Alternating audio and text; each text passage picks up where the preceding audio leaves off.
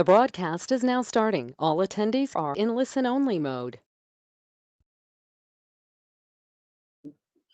Good morning, everyone. Welcome to the November 2nd Tribal Council meeting.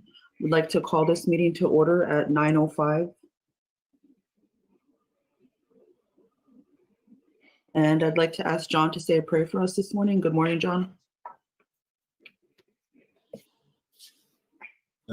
Thank you, Victoria. Choka, mauna wo kunchangara. E wonjo hininge. Hampton eri mani wangre ni na joro singe. Mewa hino na jawide ha igaye monya shamangre. Choka nigitewe wo hana nakshana nigitewe wo shana gwinin. Bless us, bless all of us, and our most ones in need, and all of the prayers on this table, the other 8, including me, look in us, Choka, and take all of our thoughts and our prayers and help the people and to do that, Choka, for us throughout our people.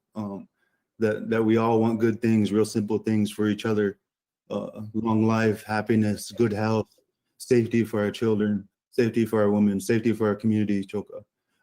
Thank you. Aho. Thank you, John.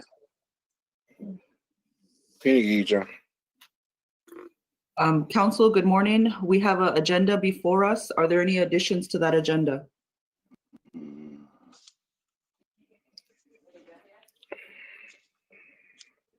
I mentioned earlier to the council, our last item is going to be an executive session. So at that time, we'll be interrupting the meeting, and we may come back for if there's action.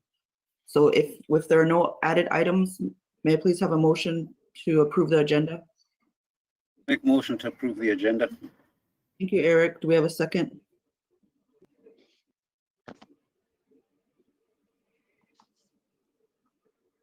Second, Madam Chair. We had a second from Rona. Is there any discussion? Any objections to the motion? Motion carried 8-0-0. Our first item is the minutes from October 16th, 2020, the Tribal Council Orientation Meeting. Is there a motion to approve those minutes?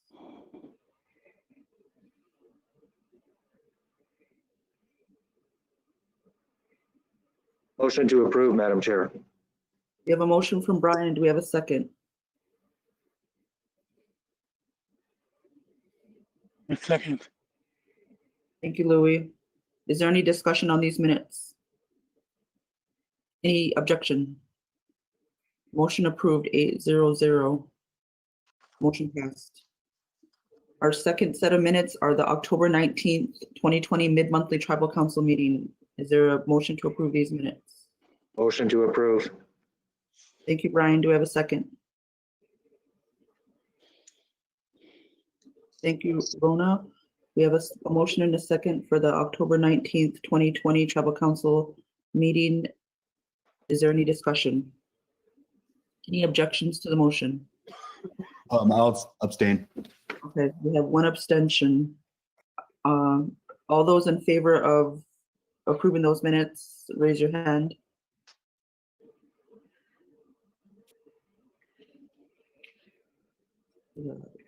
Brian, Louis, Lorelei, Eric, Rona, Coley. Any objections? Oh, excuse me. No. Abstentions?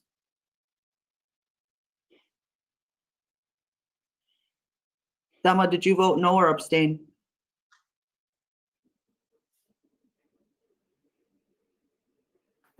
I voted yes. Okay, sorry, I missed you. So we have 7-0-1, motion carried. Thank you. Our third set of minutes are the October 21st General Council meeting minutes. Is there a motion to approve those minutes? Motion to approve, Madam Chair. Thank you, Brian. Do we have a second? Second. We have a second from Polly. Thank you, Polly. Is there any discussion on these minutes? Any objections to the motion? I'll abstain. Abstain. All those in favor, raise your hand.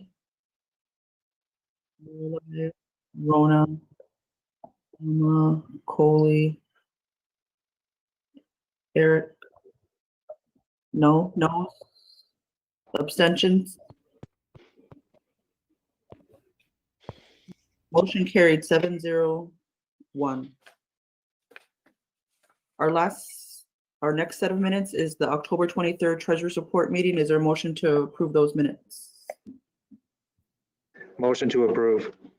The motion from Brian, thank you for the 10/23 Treasurers Report. Is there a second? Second. Question. Objections to the motion? Any abstentions? Abstention. Yeses?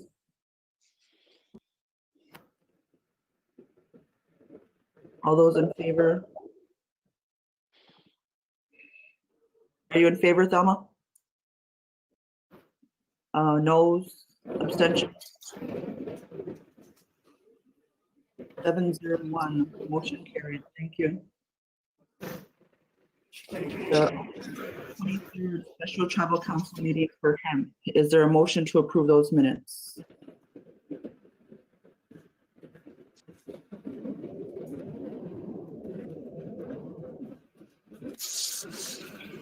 Motion to approve. Motion by Brian, do we have a second? Second. Second from Rona, thank you. Is there any discussion? Any objections to the motion? Selma, all those in favor, raise your hand. Yes. We have Rona, Lorelei.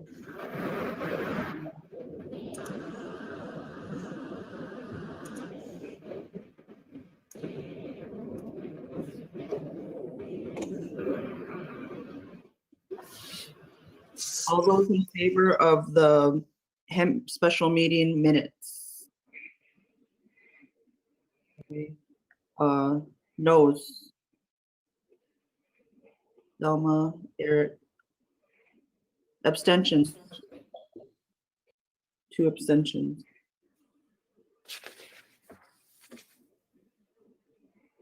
4-2, motion carried. Thank you. Next order of business is to ratify the 5 signature to approve the fiscal year 2021 narrative for the Winnebago Gaming Commission. You received that in your email. Is there a motion to approve that?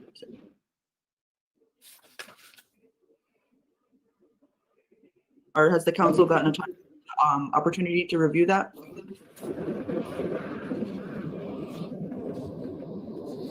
No. Can you brief me real quick? What is that? Damon emailed the council this current fiscal year's budget narrative for the Winnebago Commission. And so he wasn't able to find the last treasurer's report. So rather than present it, he just emailed it to the council and they needed an approval for that. Okay, I missed budget. Okay. Make a motion to approve. Second. We have a motion from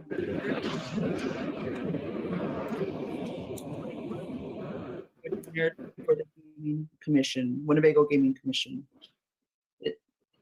Is there any objections to the motion? Abstain, Madam Chair. An objection from Brian. All those in favor, raise your hand. Lorelei, Delma.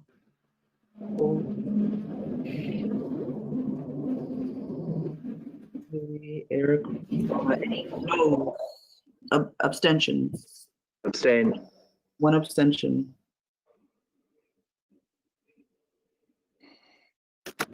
Seven 701, motion carried. Thank you, council. Under new business, we have adopt resolution for the tribal officials 21-23, and that is in your packet.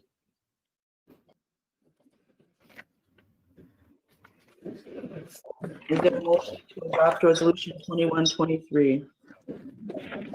Motion to adopt, Madam Chair.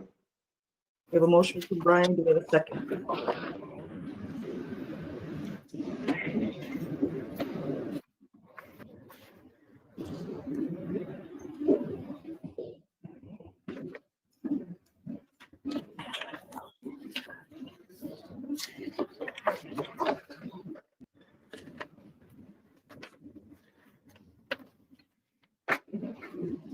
We have a second to adopt resolution 20-23,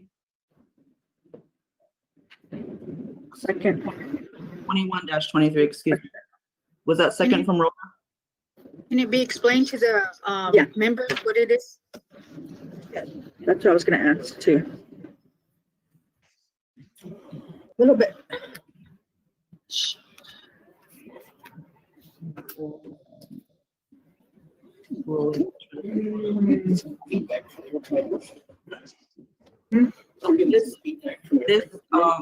This resolution is an authorization of tribal officials for the Winnebago tribe.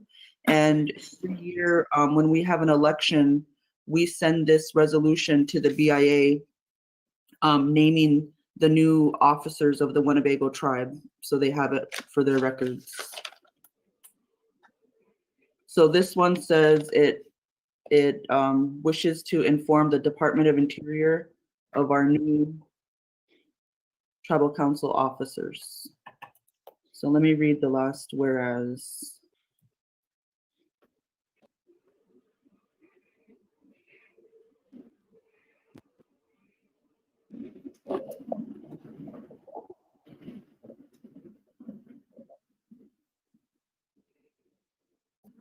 Sorry, the thing is very sensitive. It keeps scrolling past.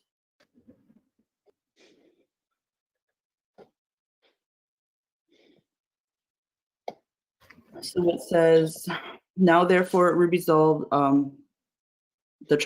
whereas the tribal council seeks to provide formal notice to the U.S. Department of Interior, Office of the Special Trustee for American Indians, and tribal officials who are authorized to initiate disbursements and receive information on tribal accounts. And the people listed on that are Victoria Kitcheon, Brian Chamberlain, Rona Steeler, Lorelei Decora, and Alan Post. And this is in regard to the accounts. The following officials are authorized by tribal resolution to conduct business with the Office of the Special Trustee for American Indians and to receive tribal account information from that office. So that's the nature of that resolution 21-23. We have a motion by Brian. Do we have a second? Second. We have a second from Louis. Is there any further discussion or questions on this resolution? Any objections to the motion? Carried 8-0. Our next item is the emergency assistant application, and I'm happy to agenda because as the council knows that many times and it seems like it's more often than not that we have tribal members that are in some level of distress, and the application for emergency grant currently is available to tribal members, one per incident per family in the amount of up to $250 when people have fallen ill or in the hospital, and lately a lot of times when people have an appointment that's out of town. It's also the emergency assistance a family is eligible for when a person has passed on. And it sounds like there was a willingness this summer to make modifications to this policy. I understand there was a standing motion to for the chair to bring back some changes to this policy. And Teresa has this in our packet for us. And on the first, under qualifications for application, the first item that has been modified is it strikes per incident. And so there's been some discussion and recommendation to rather than per incident, that it goes back to once per year, because I guess just trying to make that money last and stretch further. Some of our tribal members have a lot of appointments and a lot of things that they take care of with their health. And so there's been, I don't know, I'm just kind of talking in general, but that's under updated changes. That's one of them. I just want to say one more comment and then I'll open it up for discussion on this document. The other one that I would like to see, and I don't know if it needs more analysis, but maybe not necessarily when somebody has an appointment, this wouldn't apply, but when people have a family member that dies, maybe it's their grandchild, or maybe it's their spouse, or their one of their parents, or just an immediate family member, and the family member isn't a tribal member. And recently we had some families in mourning, and the applicant was a tribal member and the deceased was not, and so it gives a hardship in trying to process this application under the current guidelines. And I know we probably couldn't do that if a non-tribal member had an appointment and a tribal member was trying to get assistance to take that non-tribal member to their appointment. But it seems that in times of mourning that there would be some greater flexibility. But not too long ago, there was a tribal member asking for assistance, and her baby relative, her brother's child, had passed, and she was looking for an immediate assistance to go to Wisconsin, and she didn't meet the criteria. And so it's just really hard in those times to not be able to approve these. And so I just want to say that much and thank the council for their compassion and wanting to make some edits to this policy. So the floor is open.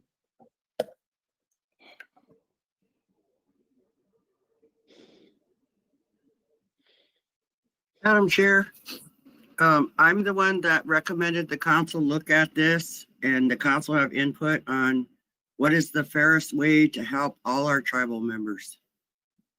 And I asked that we remove the words "per incident." That's what you have in front of you, because in all fairness to all tribal members that may have a very sick relative or a death or a natural disaster, they should at least be able to, at least one time in a 12-month period, get an emergency grant. But if we keep the word "per incident" in there, there might not be enough money if one tribal member gets per incident and then another tribal member applies for the one time and there's no more money. So that's why I recommended to take out that "per incident," which would then leave it open for a tribal member to get an emergency grant assistance within a 12-month period for all. Thank you. Thank you, Lorelei, for that suggestion and feedback.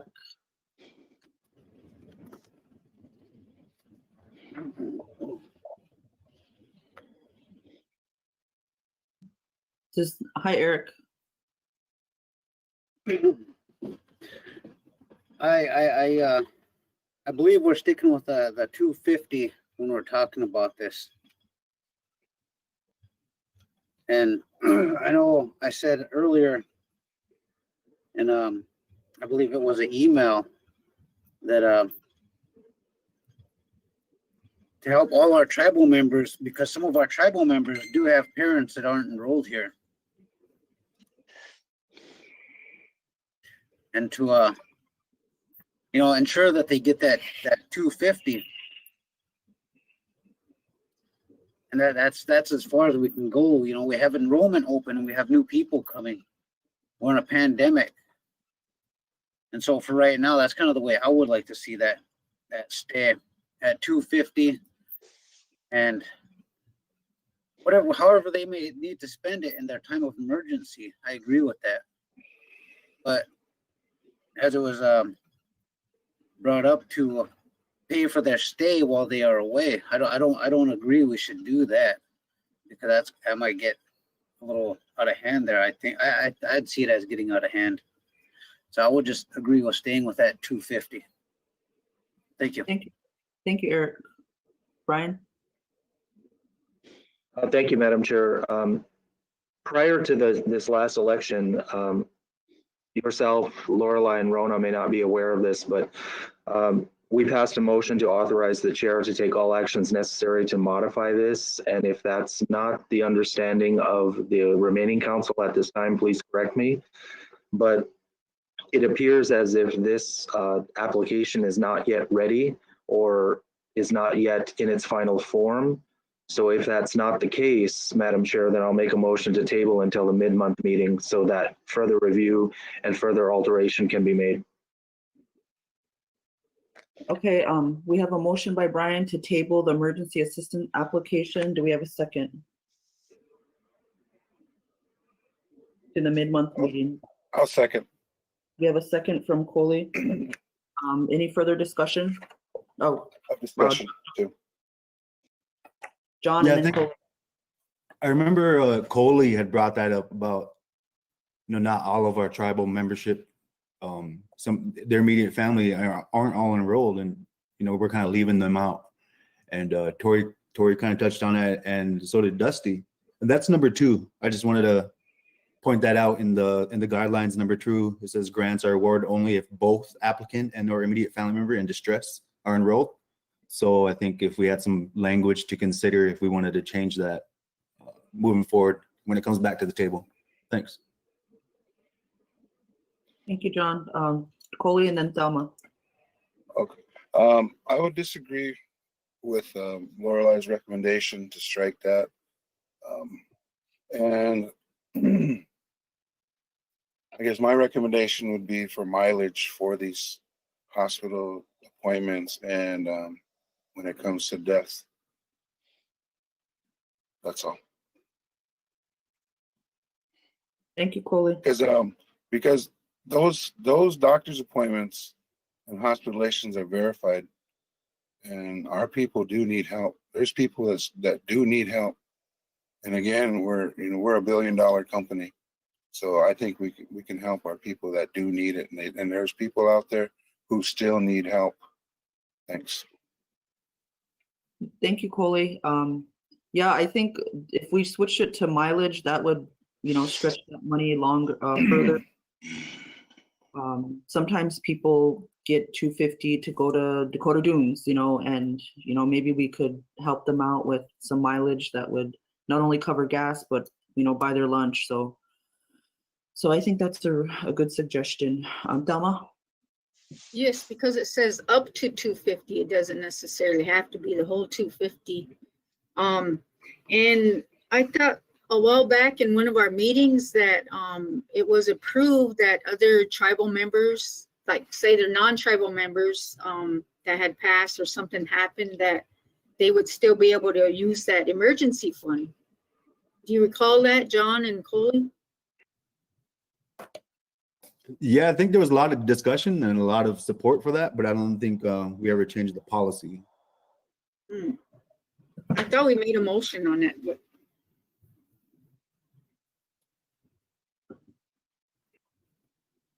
Okay, thank you, Thelma. We can, if you have a time frame, we can look into that and research that. Rona?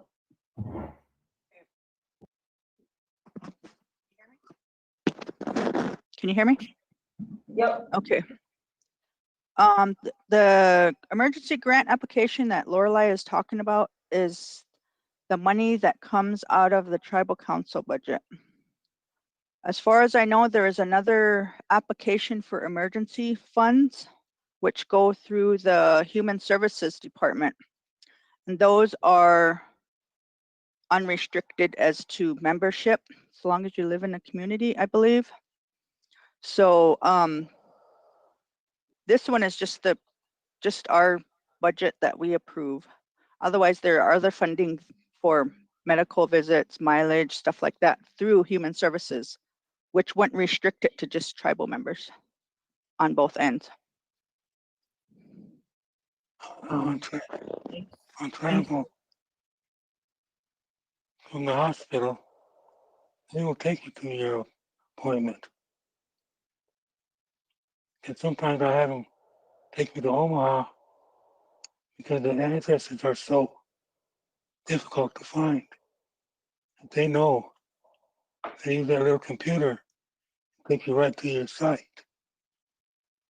Same way with dunes. Usually that person making the appointment will ask you if you need a ride. And if they made the appointment, they'll give you a ride. Some of these applicants turn down a ride, want us to pay for the $250 for a ride for them.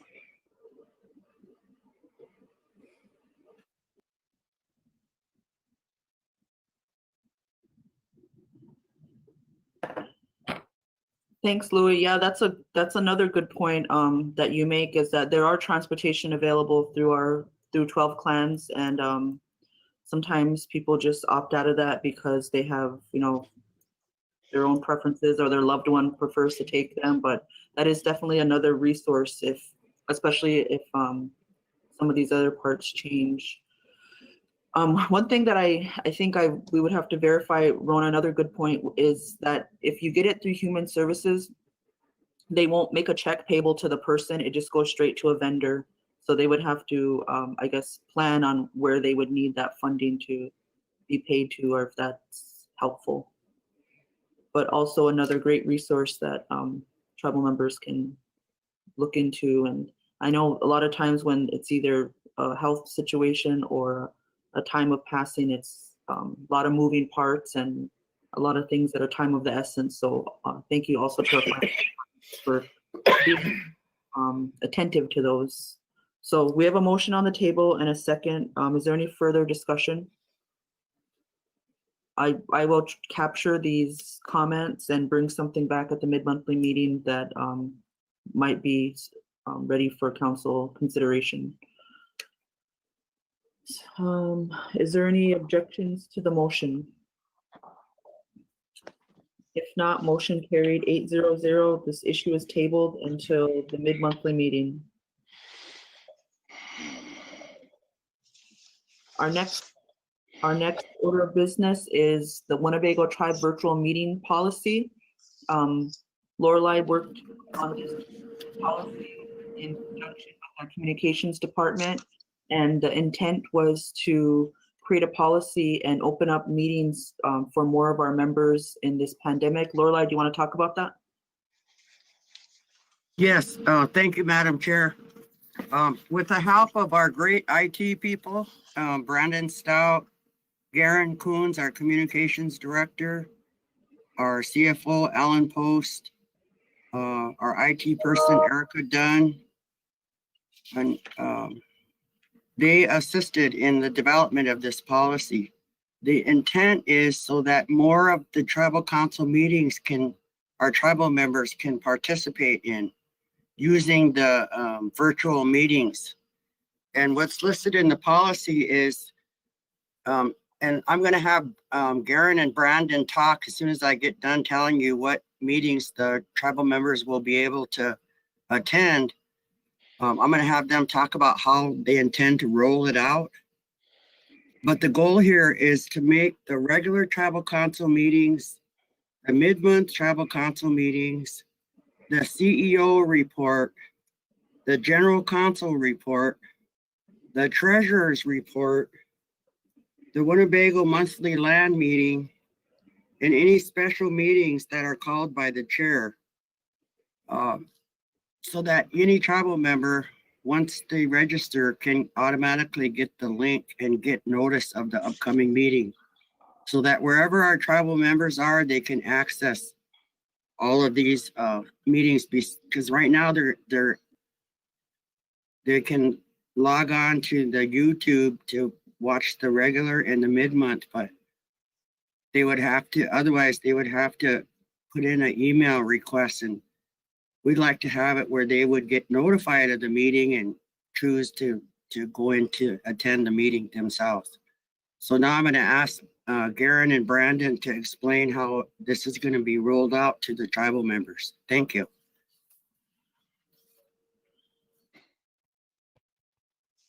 Good morning, Council. This is Garen. Can you hear me?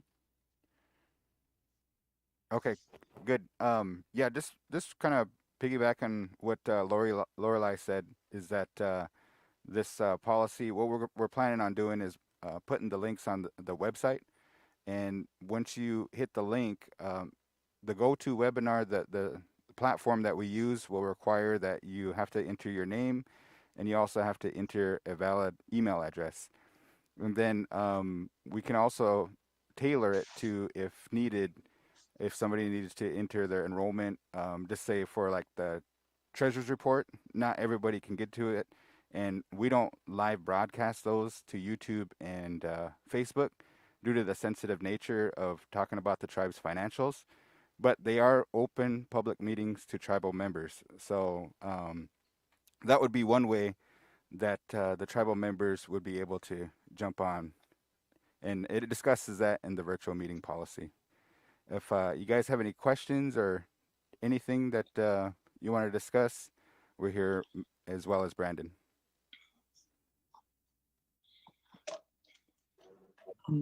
Brian?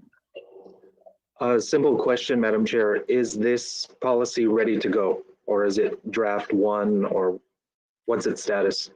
Yes, last week, there was a meeting, a Zoom meeting pulled together with any council that were able to join and the IT and communications team, and we went, as well as Esther's office, we went section by section through this, took out language, and just tightened it up, ready for the council's approval. Delma. How, in this policy, how is it that the community members or tribal members are able to participate with questions or concerns? Yep, that's a good question, Thelma. We employed the virtual platform. It's called GoToWebinar, and we have a person that's monitoring on the dash panel. If you have a question, there's an opportunity for the tribal members to raise their hand. As soon as we recognize that, the chair can recognize that person and give them audio and video capabilities so that they can ask their questions or address their concerns. Thank you. Madam Chair, I'll make a motion to approve as presented. I second. To approve the virtual, the Winnebago Tribe virtual meeting policy. We have a second from Louis. Is there any further discussion?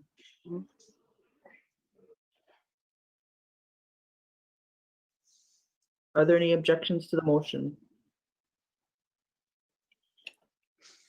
Motion carried 800. Thank you, council, and thank you to all those that had a hand in working on this to bridge the gap in membership and meeting access. Our next item is under old business. And we have the ATF raid and profit sharing audit discussion.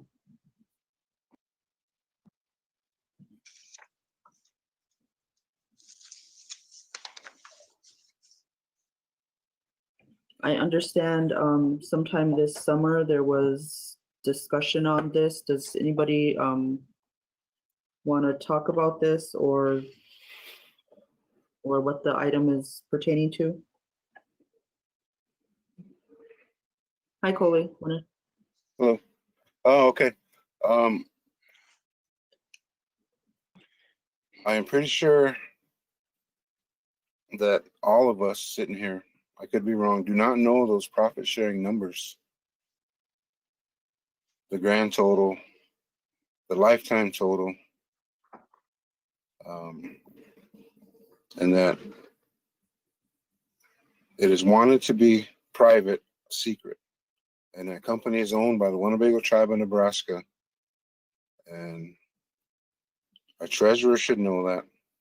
Our past treasurer did not know those numbers. And as we're moving on into the gaming, if we get approved, those will be more revenue going into that line item of profit sharing. And we have no idea how much it is, who's getting what, if it's fair, is it fair, and pretty much that's it. We do not know those numbers. I would say it's embarrassing and insulting to this council and past council who do not know those numbers. We do not know those numbers. Does anybody know those numbers? Can you answer me that? That's all I have. Thanks. Thank you, Coley, for your comment. I participated in the HCI orientation a couple weeks ago, and there was a presentation over an overall overview, and in that presentation was the profit sharing slides and PowerPoint presentation that I understand the council received not only in the special shareholders meeting, but I don't know if the board also had privy to that slideshow. And so although there weren't an individual list of names, it was broken out by company and subsidiary and the percentage with a dollar amount on what each company share was per period. So I did see that, but if the council is looking for a list of names, it was not broken out like that. We can get that information sent to the council, and the way it was shared during the orientation meeting was that there was a formula which was also broken out and showed the profits and the percentage of that is going into that. In addition, a large portion of that is billed back under the contracts. So it's not taken directly from, I guess, the tribe, I guess, if that would be the best way to say it. So it's not fully paid for by the tribe or the entity. It's billed back to the customer of these federal contracts. And one thing that I did notice, and that was noted, was that some of the federal contracts are some of the larger percentages, and so that I do remember and realize outside of the maybe smaller companies or corporate offices. So I don't know if any of the council members who also had a opportunity to review that slideshow, participate in that discussion, have any feedback for the membership and the council.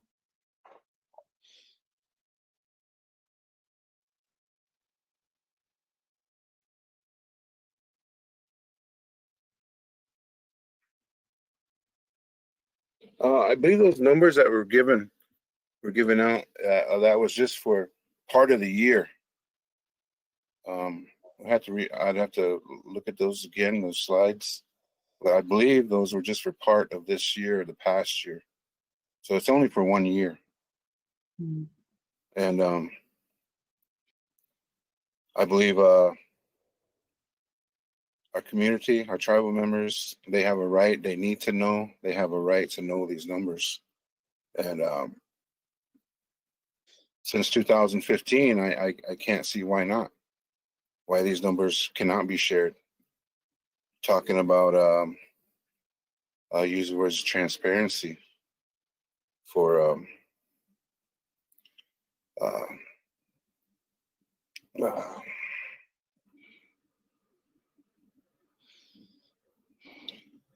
to share these numbers with our people. Transparency for our people with those profit sharing numbers. Even throw the word integrity in there, because as I said, we do not know those numbers, and to me that is embarrassing and an insult. Again, that's all. Thank you, Coley. I don't know the relevancy of 2015 with those numbers, but I don't know that before 2015 that anybody received a list of someone's personal compensation, but we can definitely keep working that issue, and thank you for your continued concern on that. Delma?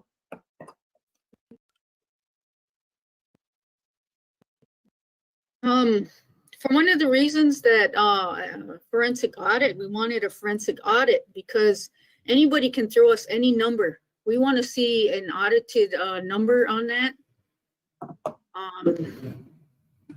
Because I don't trust that number that's being given to us. We don't have actually proof of that. And we don't necessarily want the names, we want the numbers for the past years.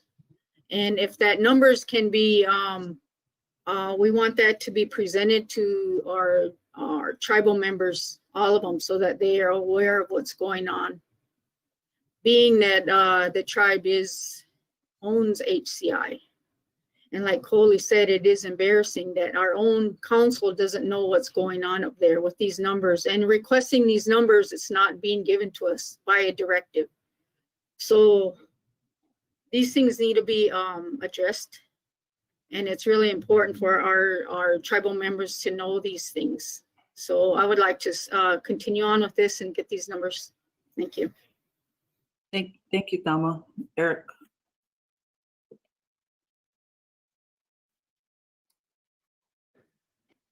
Okay, on this discussion, there's two things, the ATF raid and the profit sharing audit. With that ATF raid, the ATF came in onto our reservation and confiscated cigarettes. And we kind of really don't know what really happened with that. We're kind of inquiring about that. And we're even going down to Omaha to inquire with the lawyers that were representing HCI, said that we were unable to get any information on that because we had to be a part of the personnel with HCI to get information on that. But we are the owners of HCI. I think we should have that information on everything the ATF has on that. And at that time, we were told that we couldn't get information on that, even though we are the owners of HCI. Which, with that information, I would still like to know what the ATF really has. Why did we do a settlement? If there wasn't no laws being broken, why was there a settlement? That we should have fought that. We could have saved millions of dollars if there was nothing going on. But instead there was a settlement. We had to spend money to settle. A lot of times there's guilt on that. And so that's kind of why I would still like to look into that. Have our general counsel look into that. Give us an update on the numbers and then why we did that. And then for the profit sharing, well, real quick, back to the cigarette, the ATF raid. That was just cigarettes. Now we did a really quick hemp committee to rule hemp cigarettes. We got in trouble twice for cigarettes. Now we're gonna do hemp. You know, everything that happened in Kansas, everything that happened up here on the reservation with the cigarettes. Now we're gonna do hemp. That kind of makes me raise an eyebrow. What happens if something like that happens again? Are we gonna sweep that under the rug, kind of like we've done the first two? Okay, and then the profit sharing, as a Councilwoman Whitewater was saying, it's the money that we were looking at the time, as Councilman Brown was saying. We don't know nothing on that, and that's what we would like to look at. And in that special shareholders meeting, there was a whole bunch of things talked about, and one of the things that were talked about were the assets. And so, you know, we still haven't gotten nothing on that.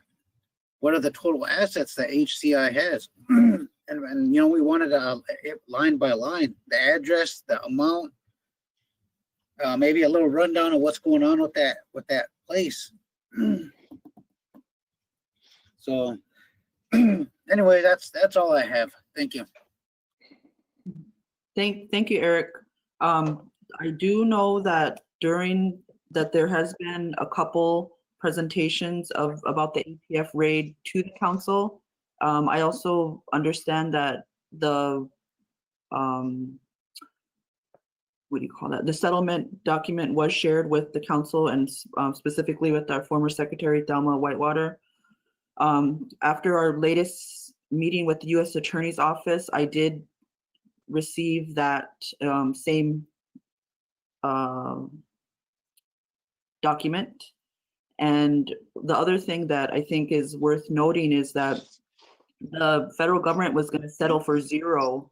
And it was only after you and Rollin went down there and said, go after the top people or go after the executives, that they pushed back and said, okay, well, now we want, we want a fine or we want money. So the HCI and their legal team were in active negotiations, and they had negotiated zero. And so the tribe would have had to pay zero.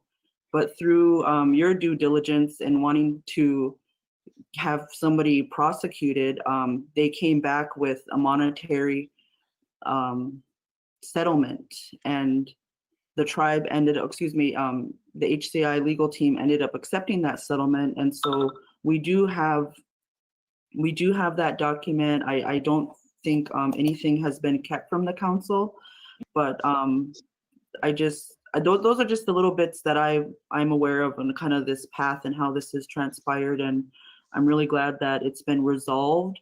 And it just seems like people don't want to believe or are looking for some fault that isn't there. That ATF raid was a complete assault on our sovereignty. And not only would that have been detrimental to our tribe, it would have been detrimental to all the other tribes that are engaged in tobacco businesses. So it was a pretty big deal. And so I'm really proud of the Winnebago tribe, HCI, for their I guess, resolution of that incident. And that now that there's a path forward for other tribes that may find themselves encountered in such a assault on their sovereignty. But we can get you that document, Eric. I'd be happy to share that with you and the entire council that would like to see that. And also, if it had been shared with the council previously, I don't know why that wasn't shared, not only with the membership, but with each of you. So I'd be happy to get that out. Thelma? With your remark about Rollin and Eric going down there and then them having it where they got a fine or whatever, I disagree with that. There's no proof in that. That's just your words that you're saying. There's no proof in that at all. And what we're asking for is what the other findings were, other than that settlement. Prior to that, what did they find out? They had to find out things. That's why he settled. So those things are what we want to know, because we do not want that to happen again. We need to know what's going on up there at HCI so that those types of things don't happen, because it's causing the tribe a lot of money to come and bail him out again, third, fourth time. We can't be allowing that to happen. So that's just what I have to say. Thank you. Thanks, Thelma. No, those aren't my words. Those are from the legal negotiation. So those aren't my words or I didn't make that up. That happened. The other part is that we have 2 board members that serve on the tribal council that also serve on the HCI board. And I really have and put my confidence in those board members, and their role is to be the liaison between Ho-Chunk Inc.'s happenings and communication with the council. So looking forward to John's leadership, continuing on the board, Brian's leadership back on the board, and how we can kind of bring a level of comfort in the information that's flowed back to the council. Brian, did you have a comment? Louis does. I'll let him go first. Sorry about that, Louis. I was wondering, when Eric and Roland went down there, under whose authority were they acting? I never heard it come up before the council that they could act on behalf of the council and talk to the government people in Omaha. sounded like they were acting on their own.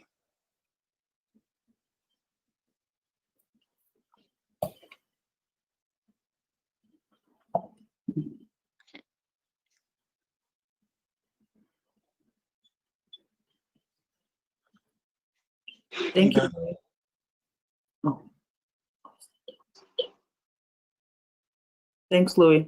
Brian? Thank you, Madam Chair. From my understanding with this, it's exactly as you stated, Madam Chair.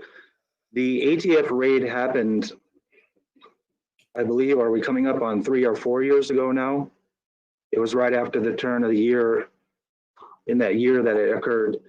The ATF took those actions based on whatever information they may have thought or received, or whatever suspicion that they've had regarding this years and years old fight that we as a tribe have had with not only them, but with the state of Nebraska and the main tobacco industry and all of those, I guess, exercises that we've experienced over the years. And so I think there's a massive misunderstanding that the ATF and therefore the U.S. attorneys in this matter are somehow on our side, and they are not. As what you stated, Madam Chair, this was indeed an attack upon our tribal sovereignty to not only be able to govern what we do, but also to determine for ourselves how we do it. And because it is also my understanding, based on, again, my experience in this scenario, that this settlement was reached for $0, which basically meant that the two parties were going to agree to make it go away. But for some reason, that was not acceptable here in Winnebago, and now we are paying a monetary fine. We literally snatched victory from the jaws of defeat, or was it the other way around? Because that's real money that we have to pay now when the first offer was $0. I don't understand that. I can't comprehend why that became necessary. Because if the concern truly is about money, how can you pay less than $0? But now here we are facing the payment of a monetary settlement. But the larger point of this, Madam Chair, is that the information regarding the ATF was not based on something that we did wrong, meaning that the tribe and or its organization or entities. It was something based on actions through the and the U.S. attorneys and whoever else that they operate with. And no one on this council, past, present, or in the future, should ever make it a mistake that the governor of the state of Nebraska is not our friend. And they also have the ability to stir the pot and create problems for us. So with that, Madam Chair, I think that what we need to do basically is move this forward, because our sovereignty was attacked and we shouldn't help them. Thank you. Thank you, Brian. Coley? Yes, speaking on the ATF raid, I kind of left that out.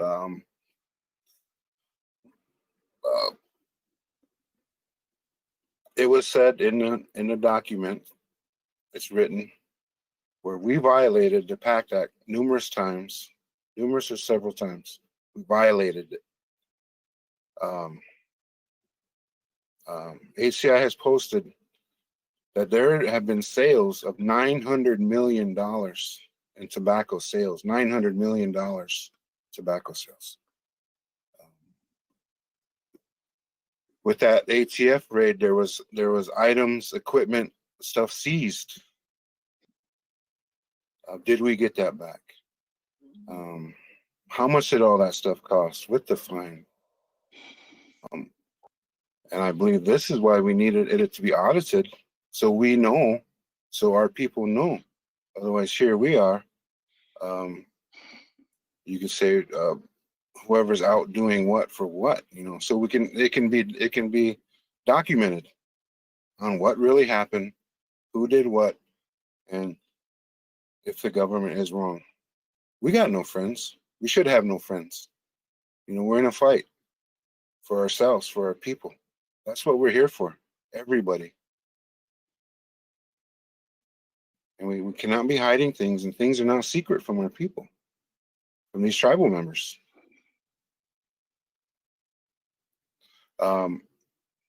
With the profit sharing numbers being unknown, the board members, HCF board members don't know those numbers. John. So with that, and what happened with this ATF raid being a secret, I was told that there is no documents. I was told by Lance, there is no documents, there is no settlement, there's no papers to read. I'm like, there was a handshake or what? So it got to the point where there was documents provided, and I hope everybody saw them and read it. And those are the true, actual documents, you know, that we have, that what happened, you know, that's the truth. And I think our people, Winnebago tribal members need to know, should know, and have the right to know as members of what is going on. Thanks. Thank you, Coley. Just to add on to your point, at our last meeting with the U.S. Attorney's Office, which was, I believe, just last week, this topic came up and was asking the U.S. Attorney's Office for more information. And the U.S. Attorney's Office committed to, at our next quarterly meeting, pulling together some information for the council. So you'll get some information directly from the U.S. Attorney's Office. They are also the ones that sent me the settlement that sounds like you've already reviewed. And so we'll just look forward to that information coming out directly from that office. Thelma and then Lorelei. Okay, Brian was talking about tribal sovereignty. And to me, what the finding was that there was no reporting made. But yet, with the settlement, he had to agree to those terms. So I guess I don't understand how you can say it's tribal sovereignty, you know, violating or whatever. But if he agreed to that, well, it must not be like that then. When you're running a business, you got to do your reports. You got to do what's asked of you. If not, you're going to get in trouble, and that's kind of what happened. So we need to make sure that these things are followed. That's all I got to say. Thanks. Thank you, Thelma. Big tobacco is definitely not on our side, and the PACT Act and the whole structure of it was, you know, not friendly to the Indians, and they wanted us to pay into this master settlement. And but we'll wait for that information from the U.S. Attorney's Office. So looking forward to that meeting. Lorelei and then Brian. You guys, We can't hear you, Lorelei. You're really choppy, Lorelei.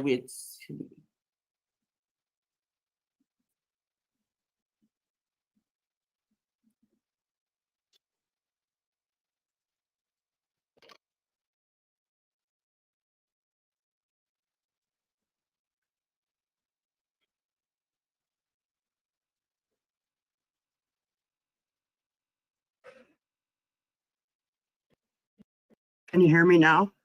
Yes, ma'am. Okay, I have a couple things to say.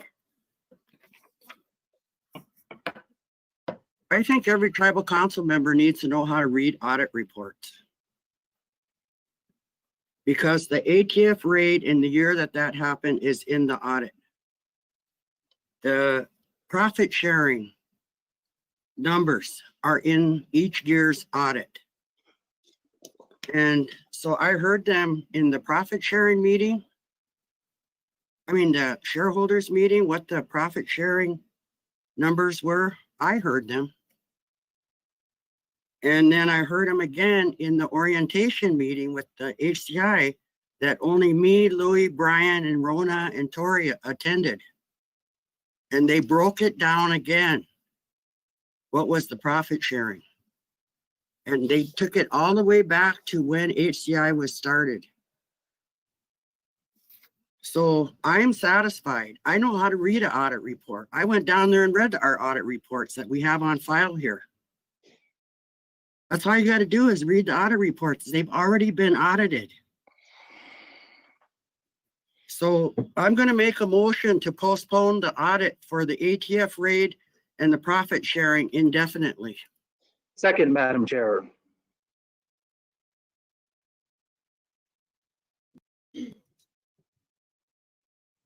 We have a motion by Lorelei to postpone the ATF raid and profit sharing audit indefinitely. We have a second by Brian Chamberlain. Is there any discussion? Dama. Okay, here we go. We all know that you officers are there. You got put in by Lance Morgan. And you guys are here doing his work. You guys are coming in and doing everything, undoing everything that we've been trying to do for our people. We're trying to get transparency. We're trying to find out what's going on really with our financials. And there's a lot of hiding. There's a lot of things going on that Lance does not want the tribe to know what is really going on. And so that's what we're trying to do is find out. And you guys are over here covering back up for him again. What's the problem here? If everything's so right, well, then show it to us. Prove it to us. Not just by his numbers and writing anything. We want to have a forensic audit and find out what's really going on. So I hope the tribal membership can see what's going on here with you guys. You guys are hiding and covering up for him. And I don't appreciate that. And I don't even know why you guys got elected if that's what you're going to do. How is that going to benefit the whole tribe? It's not. It's just showing us that you guys are covering up. We want transparency and we want to see these real numbers. So I'm not going to agree with any of that. Thank you, Thelma, for your comment and your opinion. We were not elected by Lance Morgan as officers, and the Winnebago tribal members elected us, and why we have, we're very fortunate to be here and serve the people. And in fact, we had the highest votes. So there's a motion and a second. Is there any further discussion? Eric? This came to the agenda as a discussion. And now there's a motion on this discussion. I think that if there's gonna be a motion on there, then it should be on the agenda as a action item, not a discussion. Thank you. Thank you, Eric. I didn't put it on the agenda. I just, council had input on this agenda. We had a motion to approve this agenda, but thank you for sharing that. Coley? I just wanted to say, clear up a few things. Lorelei, you guys were newly elected members were the only ones invited to HCI orientation. Newly elected was only ones invited. No, That was that's documented, just to clear that up. And I look forward to coming back and looking at those numbers, where they are. I've always searched for them and I could not find them. I even asked for them and I could not find them. So. Thank you, Coley. No, everyone was invited. Teresa asked everyone one by one who was coming. And in fact, we waited for a half hour for hoping that the council would come, because I guess I just thought it would be beneficial that we all look at them again together. And but we can definitely get that redistributed for your review. Eric. The audit, it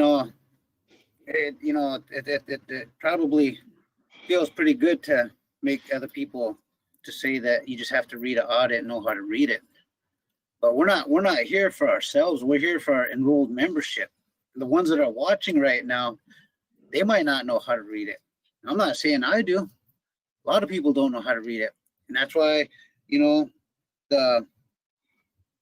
the the treasurer's report, the monthly updates. That's where, why isn't HCI involved with that? And so with HCI saying that they're making hundreds of millions of dollars a year annually, that 23% annual income that's supposed to be coming to the tribe is what, 5 million? That is far from 23% of hundreds of millions of dollars. And so that's kind of what we were inquiring about, to be auditing this. Why does Lance Morgan say he's making hundreds of millions a year, and then when it comes time for the tribe's 23% to be coming to the tribe, and we get 5 million? We're here for our most neediest enrolled membership. We're trying to help provide them. You know, everybody wants emergency assistance. That's what we're trying to get to. That's why we need numbers. Otherwise, we kind of feel like we're being duped. How can he say that and only give us 5 million a year? It's not panning out. That doesn't pan out. And as far as going to Omaha,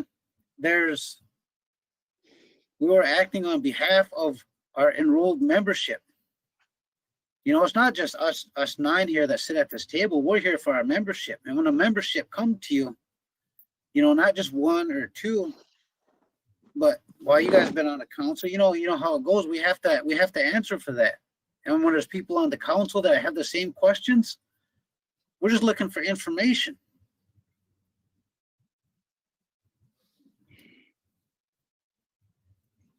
And a lot of that was the lack of information, lack of communication.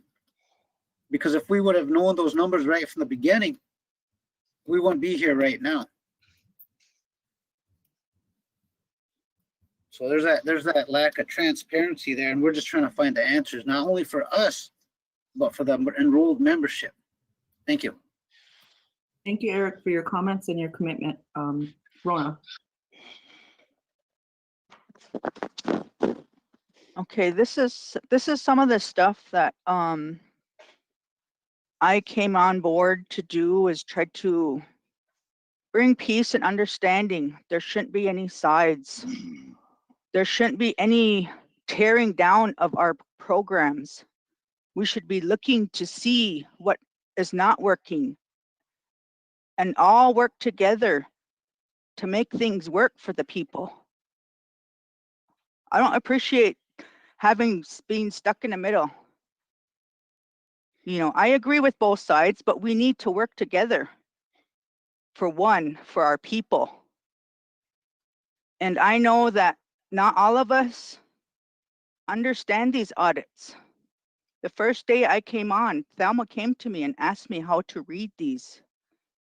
And we kind of talked, and we come to an understanding that we need to have a class on how to read audits, or have a class on how to read financials, so we understand the difference between profit and revenue. Yes, we made $900 million, but there's all these other costs that take to make that money. It's not just one big pot of money. You have overhead costs. You have to pay rent, you have to pay lease, you have to pay utilities. And some of that can be taught in a class. So that's just what I believe. And I hope we can work together and not be torn. We should be working together as one. And I'll be working with Alan to try to get some kind of class. I know he teaches class up at the college, so we can understand these audits. Thank you. Thank you, Rona, for your willingness to help our council and ourselves enrich our knowledge and our ability to make decisions on some of these documents that are presented to us. One of the things that also Thelma and I talked about on the day of swearing in was, we talked about tribal council orientation, and maybe us guys could work together to build on that. So maybe it's a whole week-long thing, and do a finance 101, and we all come onto this tribal council with different strengths, and the people elected us. And so with respect to each of those votes, you know, we have a purpose here. And so we can only make our service to the people better by continuing to be lifelong learners. And I look forward to, you know, whatever you present to the council, Rona. Coley, did you have a comment? I saw it. Yes, Oh. yes, I did. Thanks for that, Rona. That was said out loud. Good. We all are like that. We just need to figure out what the problem is. We need to figure out why we are like this, why our community is like this, why our families have been torn up. What is it? That's good. I like that. That made my day. But I hate to say it, but there's no transparency with that one program. You know, we don't have those numbers. We don't. They're hidden, or they're, you know, it's. But I look forward to coming in when I can come in, and we'll set that up, and we can all look at those numbers. And if they're there, and they're free to do, we can do whatever we want with them as tribal council and serving our people. Thank you. Thank you, Coley. Is there any, we have a motion and we have a second. Is there any further discussion? John. Thank you. I just wanted to say a little bit. I was trying to say a little bit when we come to one of these votes where we're going to be kind of, it's going to come down to the vote, you know. And for me, I didn't support this motion when it first came. And for the reasons is because that we should be coming together and working together and looking at those audits and figuring it out. And we got work to do. And we got to roll up our sleeves and do that work and understand and come together. And I think we have everything that we need. You know, we all of our entities are audited every year, and and even our tribal government is audited. And from what I've seen, the majority have come back unmodified, which is a perfect audit. And you know, I'm trying to do my best, you know, because I do sit at that HCI table, board of directors, and I understand that the reason I'm there is to help the company and do whatever I can within my powers and all the resources that are made available to me to try to help that. So that's how I sit there. I don't sit there as any kind of disgruntled person or anything. And I understand that there's unsatisfied concerns here at this table, and that I need to play a big role in helping that too.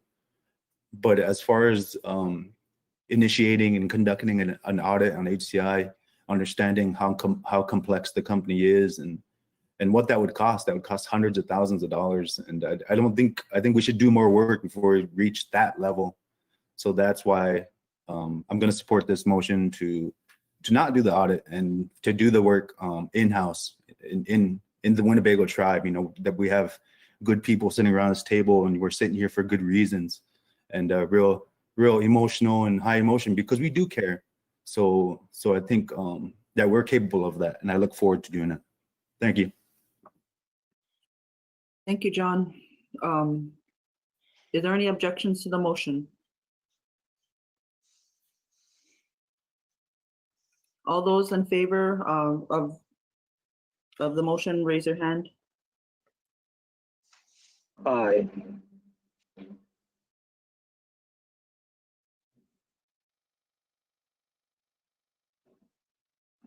All those opposed?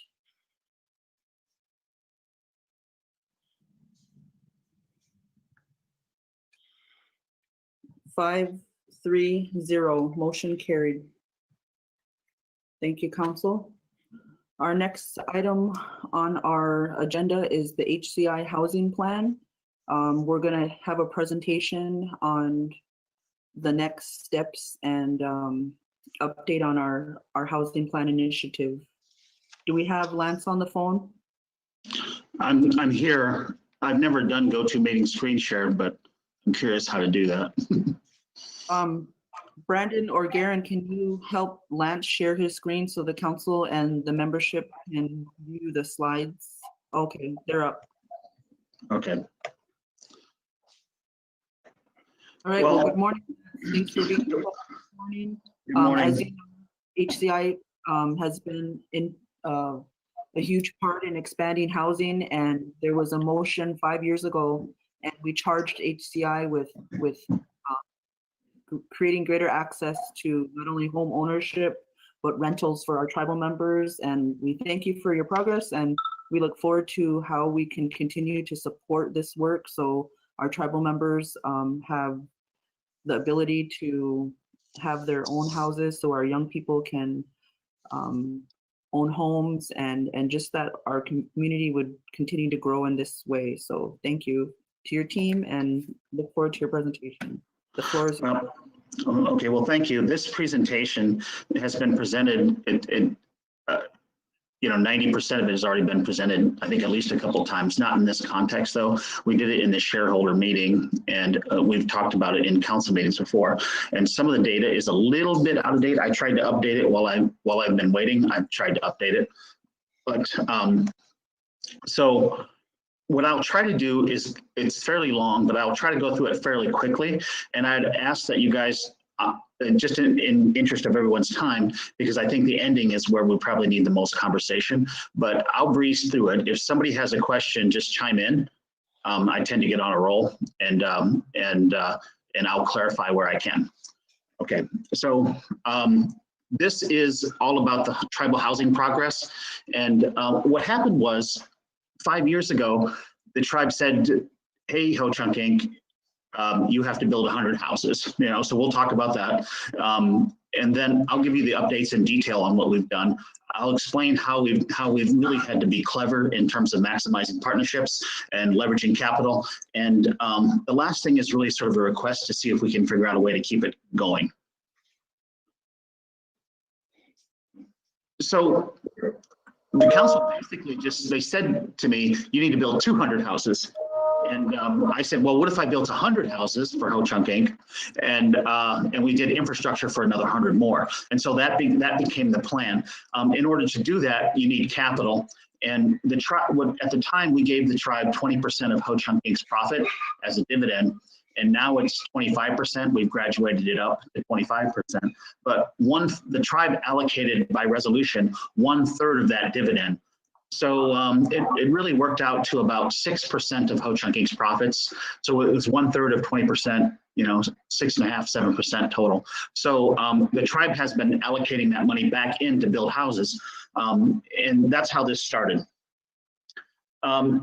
I went back when we made the presentation. I did some research on the past, and the tribe has averaged about 9 houses per year over the last 20 or 25 years in terms of what they've built in the community, and that's everything in the community, about 9, which isn't a bad number for a small community.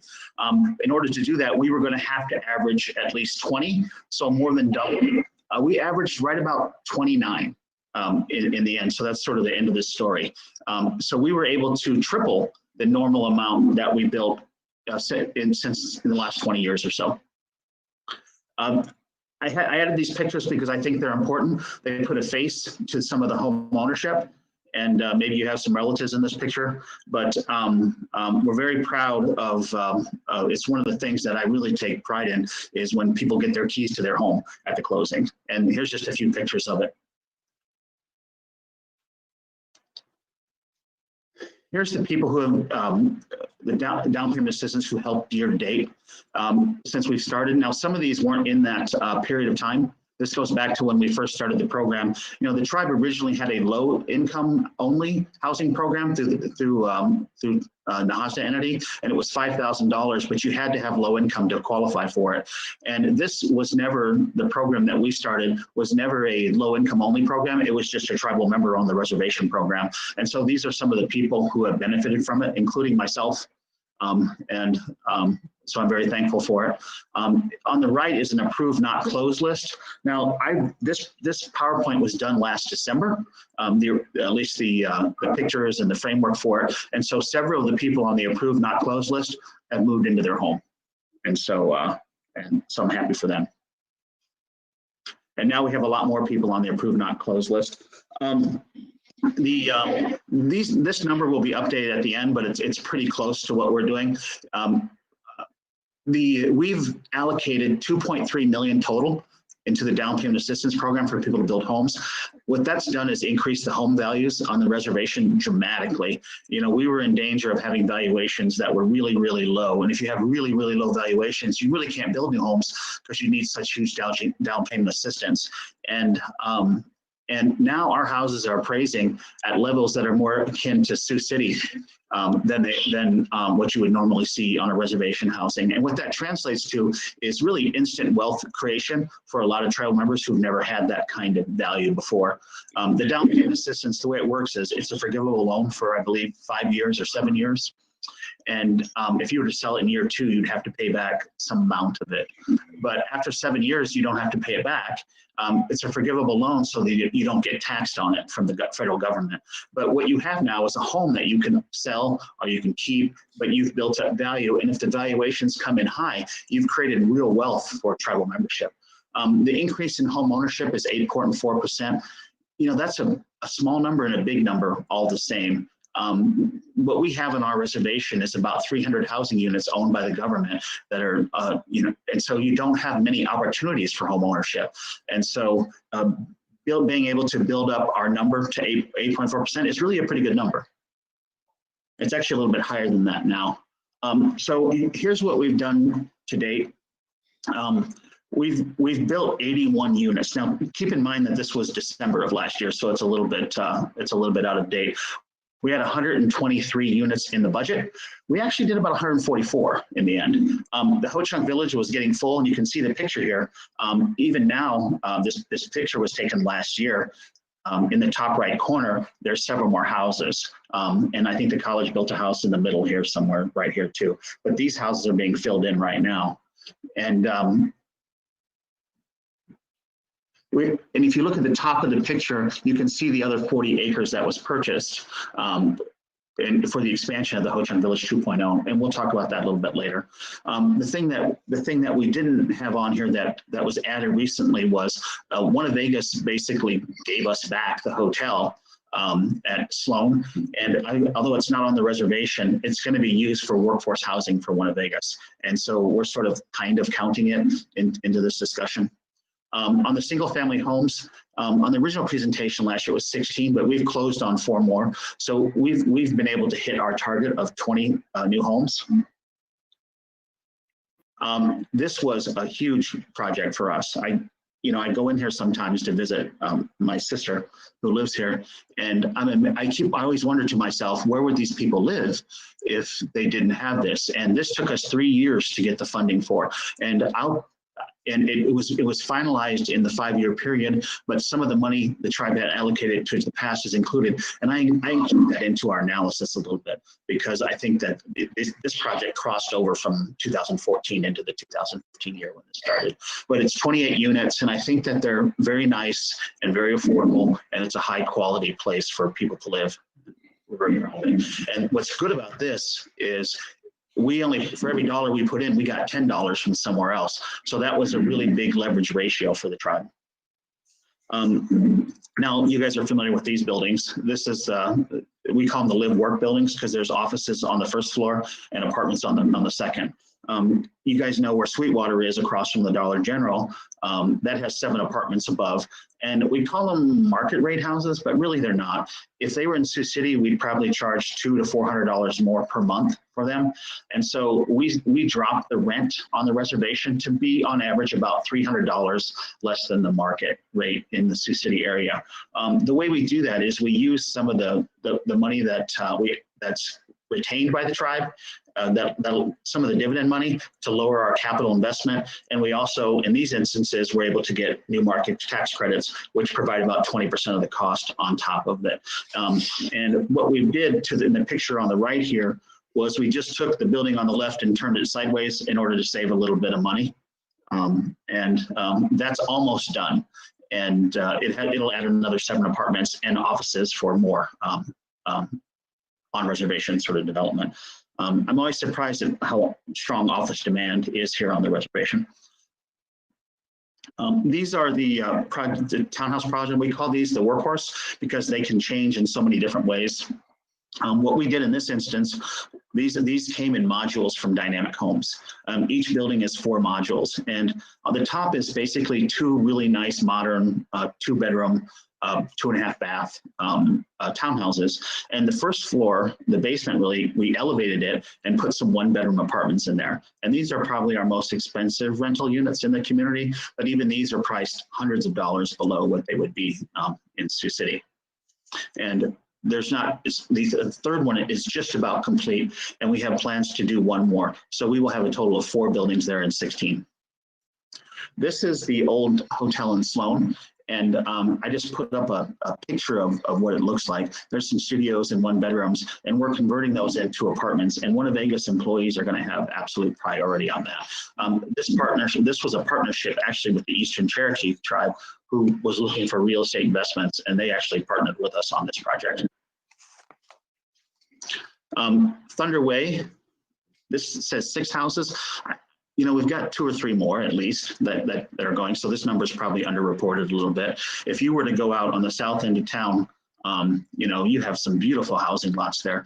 And, you know, when Norma's entity, Norma Steeler, she had put in place the infrastructure 20 years ago, which was pretty wise because it's so expensive now. But there really hadn't been much effort to develop those houses. And when the tribe challenged us to build 100 houses, there wasn't enough people who could buy 100 houses in the Ho-Chunk Village, because they get sort of on the pricey side by our community standards. And so we checked into this, and if you were a family of 4 making under 50,000, you could afford to build here. And these lots are free if that's the case, and they're on trust land, so you don't have to pay taxes either. Our goal was to do a $600 mortgage. We've had a few people under that and a few people above it, but a lot of people have been building a little bit fancier. And what's neat about these is they can be walkouts. And so you can get 4 or 5-bedroom homes for a relatively modest budget. And I think that some of the payments are coming in $700 or $800 a month, but it's a home, and you'd have a hard time renting a 2-bedroom in Sioux City for that amount. And so those are going very, very well.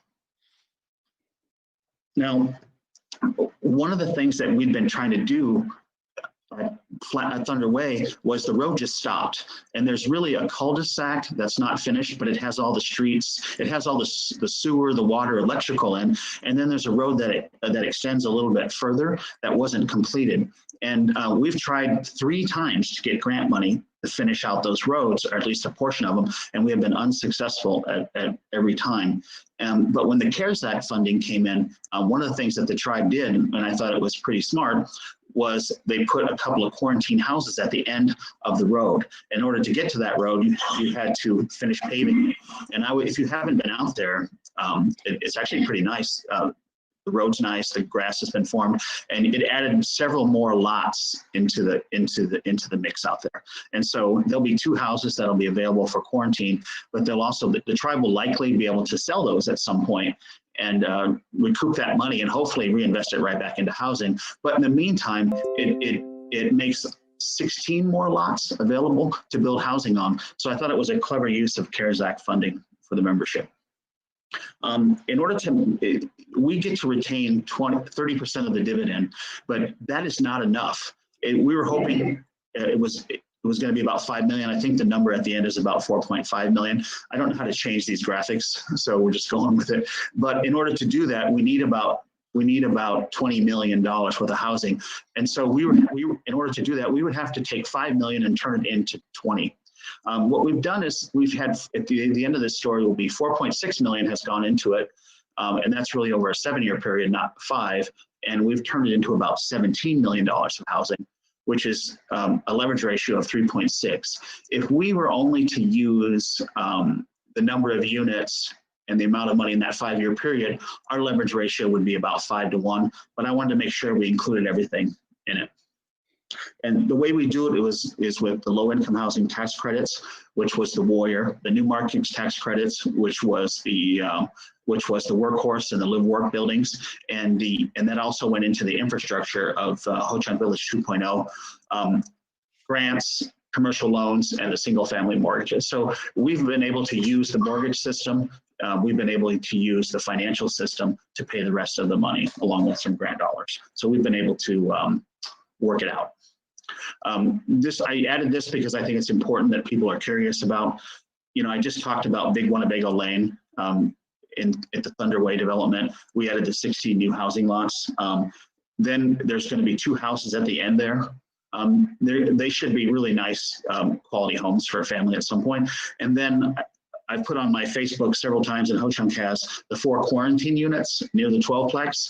Now, it's not isolation, which for people, and I think there was some concern among some council members and tribal members about having people with COVID there. Isolation is when you have active COVID. Quarantine is for when you are worried about it. And so those are going to be quarantine units. At some point, those are not owned by Ho-Chunk Inc. Those will be owned by the tribe themselves. At some point, the tribe will be able to just rent those out to tribal members, I suspect. What we're hoping to do there, it's running a little bit of an experiment. They're basically little houses, but function as apartments. And on a per unit basis, they're actually relatively inexpensive to build. And so what we're hoping to do is run a little experiment there, see what works, and maybe we can build some more of those in an area so we can get housing for young people or maybe senior citizens, but our small families. They're not designed for a big family, but they will fit some of the niches. The other part of the CARES Act update that I think is worth mentioning is the improved infrastructure on the Power Road towards the river. There's more and more demand for housing out there all the time. And so I think that road has had some controversy, but I think we'll all be, in the end, we'll all be happy it's there because people can leverage it for more rural housing options.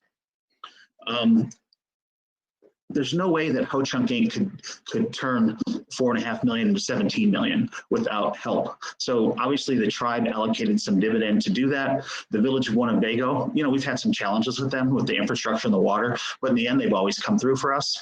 So they've been a big part of the help. The IHS, we didn't really do much with them in the beginning, but they've been helpful in terms of hooking up the water and sewer lines for especially some of the low-income houses and some of the more rural houses. That's actually been pretty critical, I think, into getting some of the costs down for tribal membership in their homes. And obviously, Ho-Chunk Inc. is putting in a lot of work and a lot of management into it. Tribal housing has been great about, and I'm talking about I'm always saying it as the Housing and Development Commission, I suppose. The Nahasta entity, they own the lots that at the Thunderway development, and they have been generous about allocating those lots to this development for tribal members.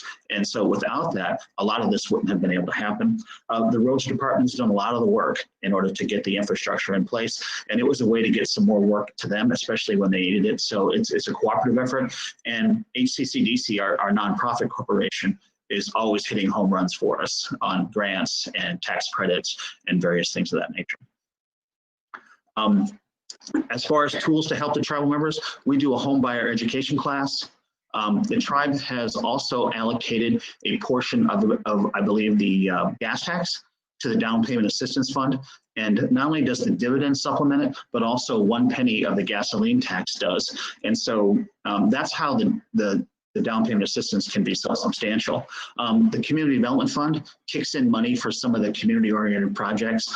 For example, we charge relatively modest rates for the low-income housing, for the elders housing. That's because the Community Development Fund was able to kick in some capital there. And they've been critical in putting in money all over the community in various projects, but have been very helpful in some of these projects too. Obviously, tax credits we talked about with the low income in the new market, leveraging the existing housing assets. That was the Nahasta entities already having streets and sewers. If you look at also where the 12-plex is, where we built the 4 quarantine units, we had water and a road and land already available. So we were able to put those up fairly easily. The other thing that's important is we own 30% of the Native American Bank, 32 maybe, and so that gives us a little bit of financial leverage. But really, Liberty Bank is local and is doing a lot of these loans, and the tribe owns a relatively modest portion of the bank. But since the tribe is such a big contributor and depositor, they do give us a lot. And then Titan Motors, aka Rescars, that's been very helpful over the years in terms of helping people with their credit. One of the reasons we started it was because exploitative lending and bad credit associated with used cars was one of the primary impediments of stopping people from getting mortgage loans back in the day when we first started this. And so I started Res Cars, frankly, from Ho Chunk Inc. just because I was annoyed by it. And but it's been pretty good. This goes through that a little bit more. The only thing on this slide that I think is worth noting, maybe two things, is that the homes are built at cost. And when it comes to the down payment assistance, you can get up to $65,000, but we put a cap on it at 30% of the cost of the home because we have to have money to leverage. You pretty much will get the whole $65,000 if you're building an expensive house in a rural area or maybe at the village. If you're building an inexpensive home on Thunder Way area, you get about $32,500, but since it's a low income neighborhood, you can supplement that with $5,000 from the housing program and another $12,000 to $15,000 from the state low income program, and then several thousand worth of value from the IHS. So in the end, you get close to 50-some thousand, and you actually get a larger percentage of your home as down payment in that area. And we had to do that, or we would have sucked the program dry and find the right balance and find equality on sort of a percentage basis. But the people who are building the low income homes are actually getting a much higher percentage of their home paid for up front. And I guess that talks about it. This slide talks about that. And on average, it's about $44,500 to a tribal member, and so it really is a jaw-dropping number. There aren't many places in America where you can get this kind of funding in order to build a home. This gives you a little history of it. And this is, people always ask us, $30,000 was donated to us. So it started pretty pitiful. 10 people got $3,000. And then Shakopee gave us $200,000. And we added in the 1 cent gas tax at that time. And that's how it got up to 15,000. But you know, it really wasn't working fast enough. And because of the problem you had was the valuations were so low. So we had to do sort of a shock to the system. And that's when the tribe allocated $1 million over a 2-year period. Really, they allocated $800,000, and the other money came from the Shakopee and the gas tax donation. But we then added 50,000 for the next 20 people. And that's when the housing really took off in the community. And that's when things really started moving, because it became a real bargain. People were reluctant to spend that kind of money on a reservation community, and now it happens quite routinely. To give you a sense of the value created, you know, the village lots are at no cost. Sometimes they're $2,500, I think, but they're certainly not expensive. The homes are sold at cost. You throw in the down payment assistance, and you really have some value. We didn't run an experiment on purpose. We just built 2 of the identical houses, and we have a neighborhood in South Sioux City near one of the schools, and we built a house and sold it for $248,000. And we built the exact same house in our community, and it sold for $148,000. Now that house is still valued at over $200,000, so you have real wealth creation in that environment. But that gives you a sense of really the total value for a homeowner, because not paying for a lot or paying a really minuscule amount is a significant price advantage. And we have yet to make 1 penny selling a house on the reservation. This is getting towards the end. The Winnebago population is growing. Our town grows as fast as, you know, we have a lot of kids, but we grow as fast as we can build houses. We've had a 30% growth in the last 7 years. If we went and did a sort of an unscientific survey. We have 300 people that could use a new house, our place to live. And we've had 150 kids graduate in the next 3 years. So I think that information is a little bit out of date. Some of those have already graduated. And the Ho Chunk Village is about full. One of the things that we've been working on, and I think it's pretty hard to miss, is the Ho Chunk Village 2.0 expansion. If you look here, this is the 40 acres here. The next 40 here we purchased. The 80 behind it, the tribe owns. It's not been allocated for housing at all, but it wasn't much more to plan it out for eventual future housing, and so we did. At some point, the tribe will have to address that if they want to. And you can see that the plan follows pretty similar, with a commercial area these are more like small houses, elder housing, and these are single family homes. In the hills, it's going to be much larger lots, single family homes. There's orchard, there's an amphitheater, there's, statues, there's parks, there's open spaces, there's all these things, the same thing that the Ho Chunk Village has. And we think that combined, it's another 281 residential units, and that's apartments and houses, townhouses. And we've got a little bit of the infrastructure in, where we'll be starting to build some houses here soon. And this gives you a picture of it. Here's a more detailed shot of the 80 acres behind there.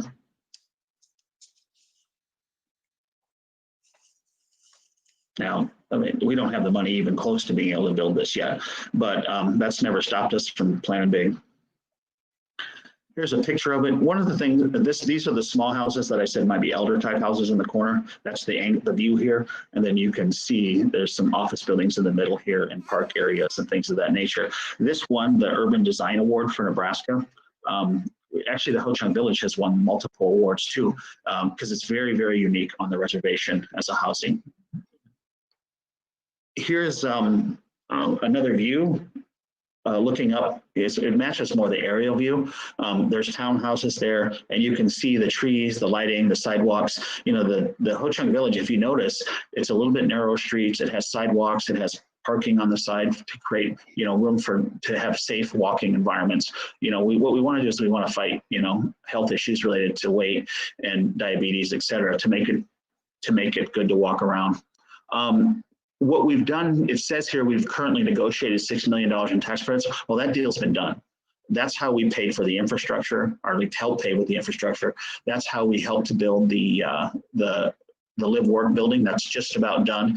And the last unit and the last unit of the workhorse and the farmers market. We were able to get another tax credit. These tax credit projects are rare, and this is the third one for the community of Winnebago.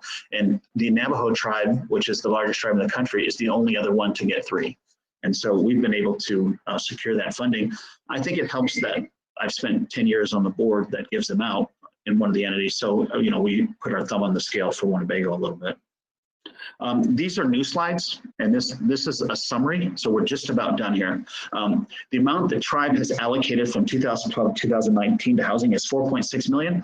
I'm using the 7 years because a few of the projects were underway, and we started this actual 100-year project in 2015. We've been able to build $17 million for the housing. We've got 144 housing units built in the 5-year period. That's 29 units per year versus a 9-year average for the previous 20. Our target ratio was 4 to 1. We actually achieved about 3.6 to 1. Like I said earlier, we probably could have got it to 4 or 5 to 1, but I wanted to make sure that the tribe's money was counted from the year or two before we started this, because it was part of the numbers on the housing side. So for every dollar invested, we were able to acquire another 3.6 in matching funds. So that's a pretty significant target.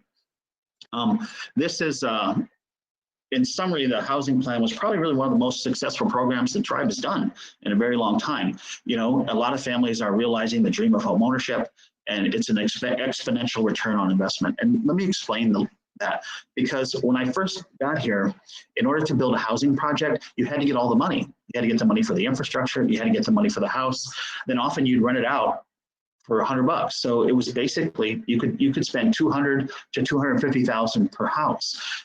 There's no way we were going to be able to build 100 and some housing units. That would cost $20 to $25 million. And so we had to figure out a way to be creative and leverage tax credits or the mortgage system or other things of that nature in order to do it. And we had been dabbling in it, but until the tribe gave us the challenge of 100 houses and 100 units, infrastructure for another 100 units, we never really got focused and creative. And what the tribe did was they unleashed us to figure out a way to do it by using all these partnerships with the tribe, the housing, the IHS, HCCDC, the state, everybody. And we've been able to get super creative. And now I think we're actually getting pretty good at it. And we have a lot more that we can do. But here's the problem. The program ended in 2019. And so this year's dividend is really not going to go towards any housing. And what we had done in the past for the last maybe 10 years was the tribe would say, hey, build this project, and they would allocate some portion of the dividend to the project, and we would build it. And so that was very project oriented. But when you said, hey, you've got 5 years, we started getting systemic thinking. We started thinking about the systems and the mechanisms for doing this. And instead of just, we're going to build this X project, we said, we're going to create an ecosystem where we can develop lots of housing at once. And whenever anyone's ready, we can pull the trigger. And that's what's happened. And so I think it's important that we keep that ecosystem functional. So here's the final sort of slide in this. The original plan was 30% of the dividend to build 100 houses. We extended the plan. In 2020, the Ho-Chunk Inc. dividend is to be over $5 million. That is a very large dividend for our standards. Usually it's been about $1.5 to $2 million. That's because of something called the PPP loans. We're going to be able, we should have a very high income this year. If the tribe were to do the 30% like they did before, it would be a $1.5 million commitment into housing. And on average, the tribe is committed in between 500 to 800,000 a year into housing. So 1.5 million would be a giant amount. The tribe itself, I've seen the budget, has about a $1.9 million surplus this year, primarily because of the large dividend from Ho-Chunk Inc. I think you're going to need that because I don't think the pandemic is over. I think it's still going to, I still think that Winnebago is still going to face some challenges, I suspect, just because of the nature of what's going on. And so what I did was, if you did a 10% dividend allocation this year with our dividend being so high, that would be $500,000. And I think that's perfectly fine. That's plenty for us. If you want to get hardcore and help us accelerate housing, well, maybe 15% makes more sense, and that's 750,000. And both of those numbers are within the range of what we've been doing. And so given the nature of what's going on, I'm not requesting that you do the 30% because I just think you're going to need the money. What I'm requesting is that the tribe allocate 10 or 20% for the 2020 dividend to the housing project. And then in the future, for the next 4 years after that, allocate 25% for on-reservation housing development. And I think that we can live with 25% because I'm hoping that Ho-Chunk Inc. makes more money over time. And that allows the tribe, that reduces the tribe's commitment, but still is a significant number in order to get it going. And so I thought taking some of the pressure off might make some sense. That is all I have on this issue. So I'd be opening it up to questions. Thank you, Lance. The tribal council, the floor is open for you. Brian. Thank you, Madam Chair. I'll make a motion to approve the tribe's allocation at 15% for the 2020 dividend. And as what we can see on the screen there, that 25% be allocated in fiscal years 21 through 2024. Second.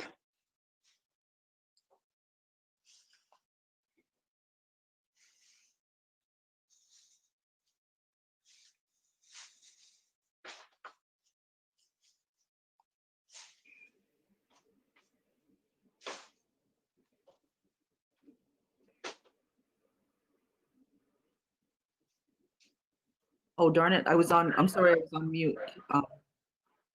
We have a motion by Brian to allocate 15% of the 2020 dividend to the housing plan with 25% for the years 21 through 24. And we have a second by Louis. Is there any further discussion? Are there any Discussion. objections? Oh, excuse me. Discussion. Discussion.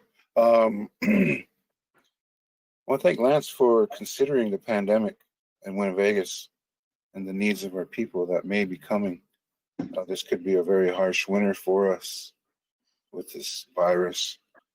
Thank you for that, even for considering that, withholding some of that, your request. It'd be nice to hold off this year on 2020, any of it, for just in case. We don't know what don't know what's going to happen. I do think it's gonna get bad. It's gonna get worse. I hope not. And I believe part of this dividend, it should go back into our tribal housing. I don't know why we have several. Well, I understand the Winnebago Housing Development Commission, you know, with the HUD housing, that has to be, you know, we have multiple housing departments. But considering our shortage of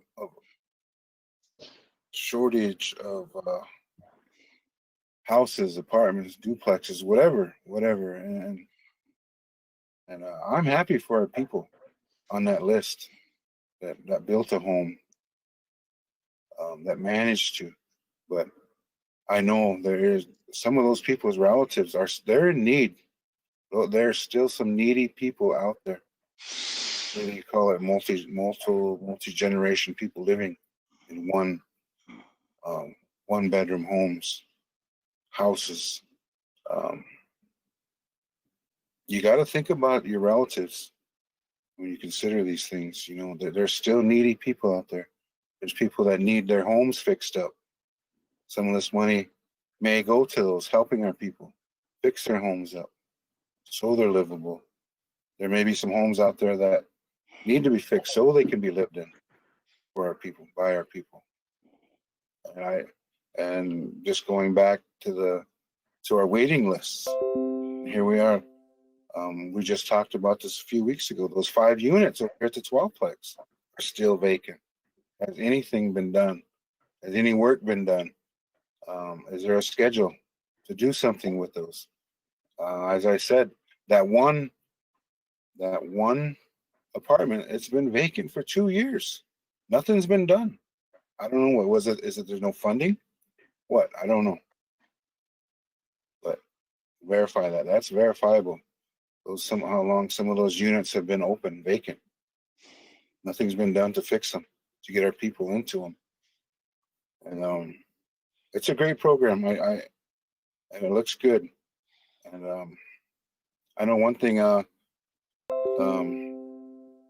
is that a home buyers assistance program. I think remember when Donna Vandell did that one. I think those people, they need to be grandfathered into that program. You know, and I'll be perfectly honest. You know, I admit that would benefit me.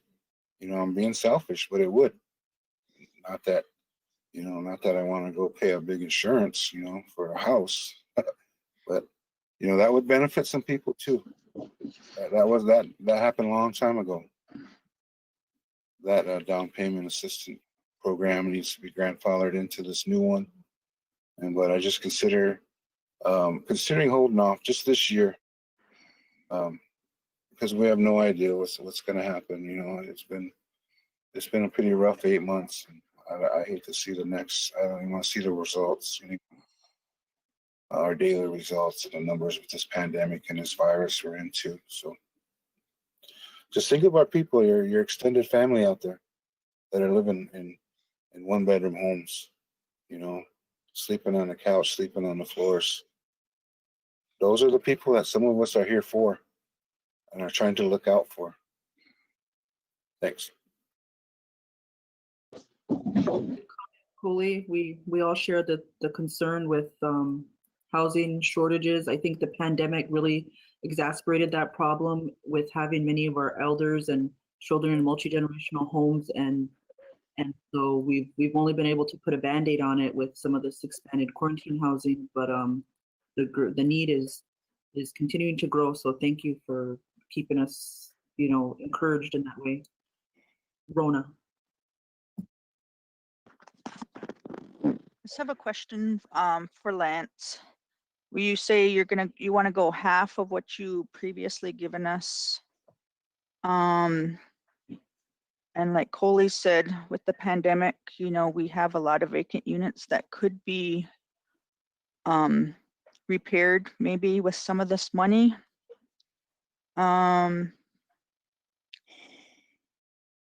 Could you go 1 year at 10% and then revisit next year? That's all I have to say. I think it's 2 things. it's, usually we've been able to retain 30%. We don't give you anything, you give it to us, right? You allow us to retain something. And so what I was suggesting is that we retain 10 to 15% instead of 30% this year. Now that still is about what you've been putting into housing because our dividend is unusually large this year. The last budget I saw had about a $1.9 million excess. If you were to do 10%, your excess would be 1.4 million. If you were to do 15%, your excess would be about 1.2 to 1.15. Still a lot of leeway, but that in my mind sort of struck the balance. What I was hoping to not do was do nothing. In the end, it's your decision whether it's 10 or 15 or whatever. But I wanted to keep the momentum going because if this pandemic did anything, it showed us that housing is really a problem for the Winnebago community. And I want to be able to keep going and accelerate on it. And so that was the nature of the request, was really to reduce our normal amount that we asked for, to give the tribe some flexibility. I don't know if that answers your question exactly. Oh, no, I mean, I was just saying, would you agree to the 10% for 1 year and then revisit next year for a higher amount? Yeah, well, I don't really have any choice. You know, I know. I mean, you... yeah. No, but I mean, I'm saying council also, you know, that, you know. I think anything towards housing is positive. Yeah. I think anything towards you housing still need is to positive. go forward. You still need to go forward with your plans. We can't stop totally, I don't believe. I would agree myself to 10% for 1 year and then revisit next year and see how it goes from there. The main thing, Rona, is to have some visibility. What I was hoping to do was to whatever the number is that we know over a period of time, so that we can function in a systemic way instead of a project by project way. The project by project way is why we've only done 9 per year, and the systemic way did 29 a year. And so I think whether you do 10 or 15, I would still suggest that we think about what that amount would be going forward so that we can still function in a systemic way. Okay. I get you now. Selma? I just had a question from the prior, the prior housing on this initiative. Since 2015, there was supposed to have been 100 houses that were built, and out of those 100, how many of them were tribal members that lived in there? It's housing units. So we're counting the apartment units. So if there's 20 apartments, it counts as a unit. And so I want to make sure it wasn't, you understand, it wasn't necessarily 100 houses. It was always units. I think in every house that we've built or purchased, there's certainly on the down payment assistance, it's all tribal members. In the apartments, we give extreme tribal member preference. Except the low income apartments, we don't have the ability to do that because they're federally funded with tax credits, but we put our thumb on the scale. And so you do have some non-tribal members in there, but often they're the relationship of the tribal member, you know, and I think that's created some confusion, but I would say 90+% are tribal member direct beneficiaries of it. But that fluctuates depending on love. Okay, so is it possible to get a list of those people? Can I get a list of those tribal members? Well, we have them. We get reports on it all the time in ACE, but you have various entities. So HCCDC manages the Little Priest and the Warrior, and I think that's not hard to get. I see the list once in a while, but as far as the down payment assistance, everyone is a tribal member. They're not eligible for it. And in the apartments, it fluctuates depending. I think the hospital is planning on renting a 2 or 3, and they're going to be for their medical staff that come into town, and they may or may not be tribal members. And so you have some of that going on, but that fluctuates from month to month. But at any one time, it's about 90%. But everything we control is tribal member oriented, big time. Selma, I'm on the HCCDC board as well, and so I'll work on getting the latest numbers. One of the things that I know I can personally say is that the HCCDC board and Lance has personally pushed for a priority for our tribal members to be in those units. And one of the things that that the coordinator has done is try to work with some of our tribal members really hand in hand on their application, because sometimes when some of our tribal members don't turn in all their paperwork, you know, they find themselves kind of bumped to the bottom of the list. So we've done an increased, not we personally, but the staff at HCCDC have put an increased effort on following up with our tribal members and all applicants so that they have a complete application, and we understand that, you know, these units and these resources that we're putting forward are to offer these units first come for our tribal members, but with the funding sources available, we also have to comply with it being an equal opportunity place. So with that said, I will get you those numbers and also just share with you that we share that same concern and frustration at times. Lorelai.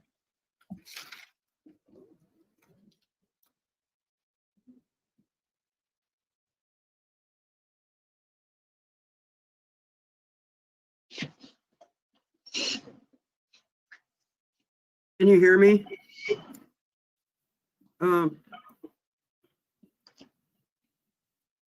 Yeah, I hope this thing's, it's all messed up here, but I just wanted to say that since I got elected here in October, I was able to be in contact with our tribal housing director, Kenneth Walker, on behalf of 2 homes that were in bad need of furnaces. And I really appreciate his assistance because we were able to get those 2 homes their furnaces. And fortunately, it was at the beginning of the fiscal year. So he had money to be able to help these. And they were 2 seniors. But I think that even with the pandemic, the need for housing is so critical. I actually called each entity that has housing, and even our Warrior apartments, our Little Priest apartments, the waiting list is long, and tribal member has at least a year, maybe to a year and a half to make it to the top of the list, waiting for a home. I called the housing authority. They have a waiting list, and each entity, to their credit, tries to be fair so that when somebody's on the waiting list, they move up as a unit becomes available. And so the housing shortage has been critical even during the pandemic. And here we have a great year of a dividend in 2020 that we're going to get from HCI. So I'm going to support the motion for the 15% out of our 2020 dividend, and then support 25% from 2021 to 2024 because the need is so critical for housing. And we figured out a way to leverage building a home and lowering the cost that it goes out to the new homeowner. And so I support Brian's motion. Thank you. Thanks, Lorelai. Eric?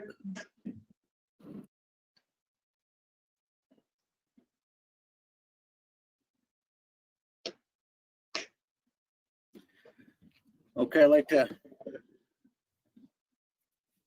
start off by saying thank you for that rundown on what's going on with the inn. Knowing that it's been about a year now since that inn was handed over to HCI from the casino. Still, we've seen a picture of it being remodeled. Knowing that we have a lot of workers that work out at our casino, I'd kind of like to see an update on that on when we get close to that completion of that, so we can send that out to the casino, to Mayan, and he can send that down to his workers. That way everybody stays informed. We're just about done, just to chime in with it. Okay, okay. And so, anyways, so with that, I'd appreciate that. And thank you for everything that you've shown us today. And so with that, motion that's being made, 15% until 2021. It's just 1 year for 1 year for the current year. Okay. And so since we're going to be funding HCI with the percentage, the annual dividend that HCI gives to the tribe, why don't we up that a little bit? I think it's about time, because it's been what, 2-3 years since it's been bumped up, what, from 21 to 23? It actually just got to 25 this year.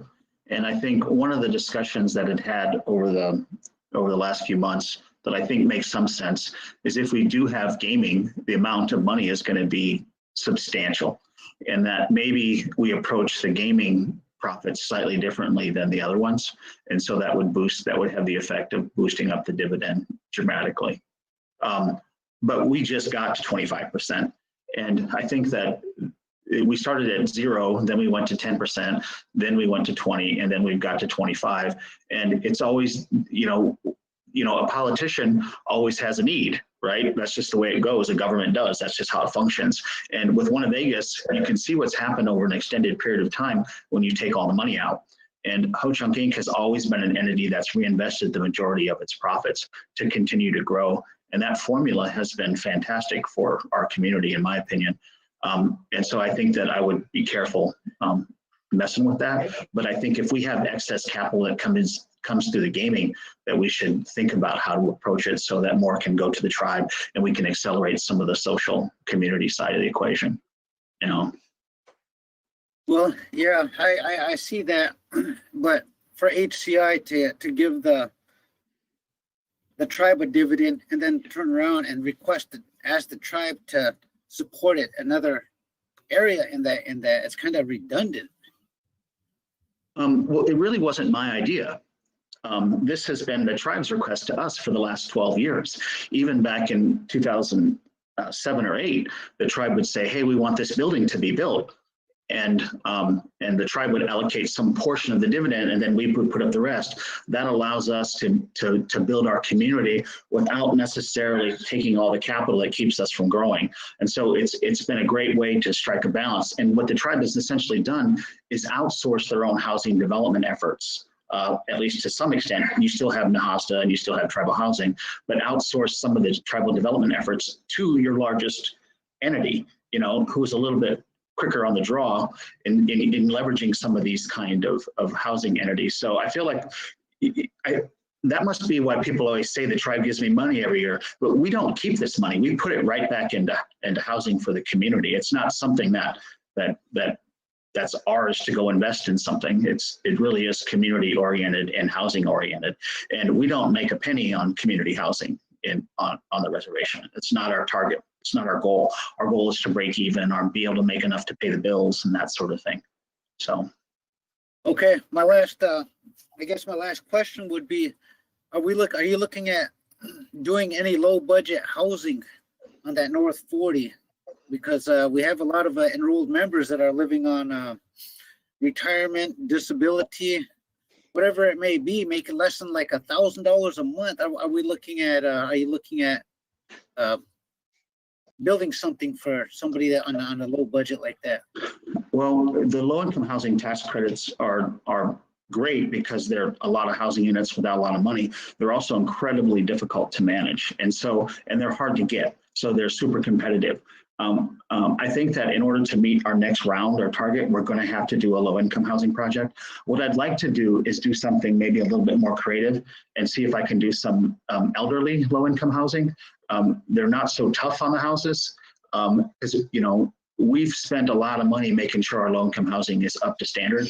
and then that money that isn't there. So Ho-Chunk continues to fund the repairs and the maintenance issues just out of our own operational profits. If you're curious of what happens when you don't put that money into, if you go down to Macy, there's a yellow housing project that was low income that no one is putting in the capital to refurbish, and it looks pretty rough, right? And so what we want to, so it's building low income housing provides units, but it's also very expensive. And so I think that the answer to the question is we will probably apply for some soon. It might take 2 or 3 years to do it. And if we do it, I'd like to do it in coordination with the tribes Nahasa Indian, because maybe they can manage it.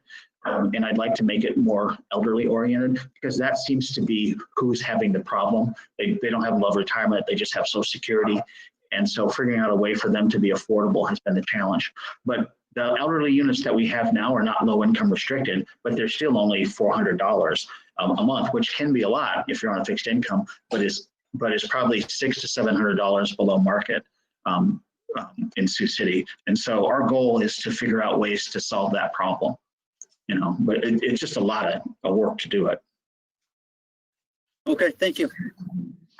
All right, thank you, Council, for the discussion and for your engagement, Lance. We have a motion and we have a second. Are there any objections to the motion? All those in favor, raise your hand and say aye. Aye.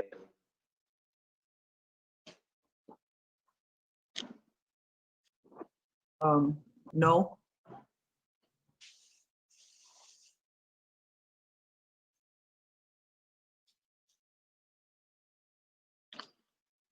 Five, 3-0, motion carried. Mr. Chair, if the tribe says, you know, I go to meetings craving input all the time. If the tribe were to say, you guys said build 100 houses, we built 144. But if you were to say build some more low income or build some elder or build some, you know, we're trying to strike the balance across the board. If you guys are specific in what you want, we will do everything we can to try to make that happen. Okay, thank you, Lance. Well, I think we heard today that we definitely want to keep our elders in mind, our fixed income people in mind.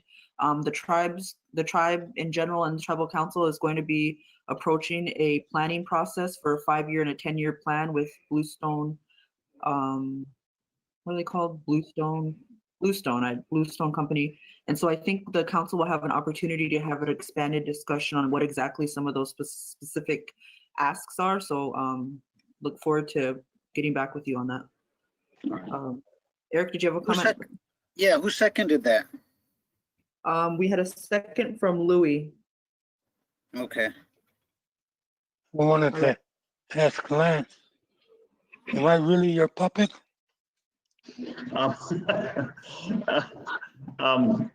Louis, I call you a living legend. I wouldn't dream of telling you what to do or any other tribal member.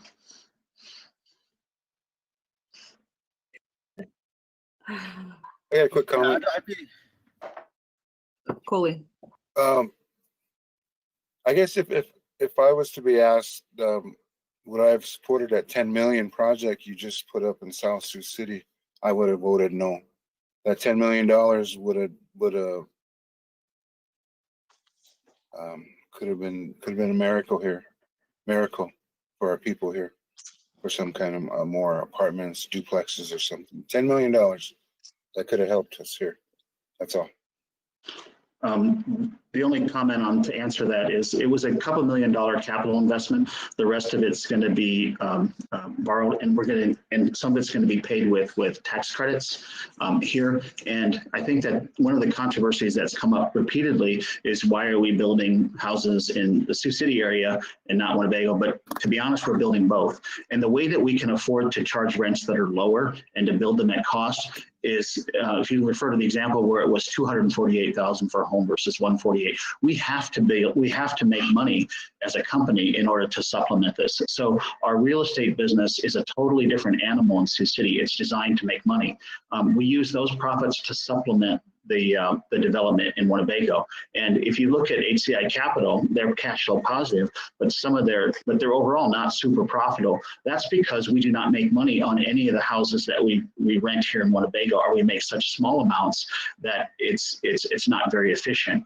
And so we need those apartments and we need those commercial buildings in Sioux City in order to be able to build affordable, sustainable housing in Winnebago. And so it's a fair point, but it's also a little bit unfair because this has been a strategy that we've discussed repeatedly. If it wasn't housing, if it was just a gas station, I don't think anyone would make that comparison. But since it's housing, I think it's open to criticism. And I guess I'll take it, but I just wanted to explain that it's a totally different animal in Sioux City than Winnebago. Okay. You're doing a good job. You're doing a good job. I said it. And I'll keep saying it. When you're a teammate, a team leader, when you win, you're giving to your team, to your community. What can I do more? What more can I do? And we need to do more. So that needs to really speed up to do more for our people. Otherwise, we're going to sit here a few more years. Those waiting lists are not going to go down. I think the only way the waiting lists are going to really go down is if we accelerate our house building even more than we've done. What we're doing is basically keeping up with demand. This amount of capital that we're putting into it, it's not going to solve the problem. At the rate that we're multiplying, we will not be able to satisfy this waiting list. Will just change the number of people on it.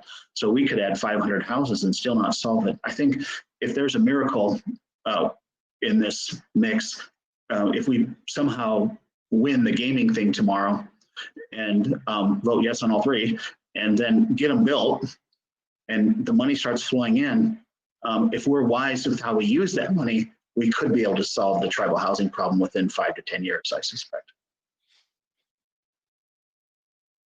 Thank you, Lance. We're going to take a final comment on this agenda item from Eric, and then we're going to move on.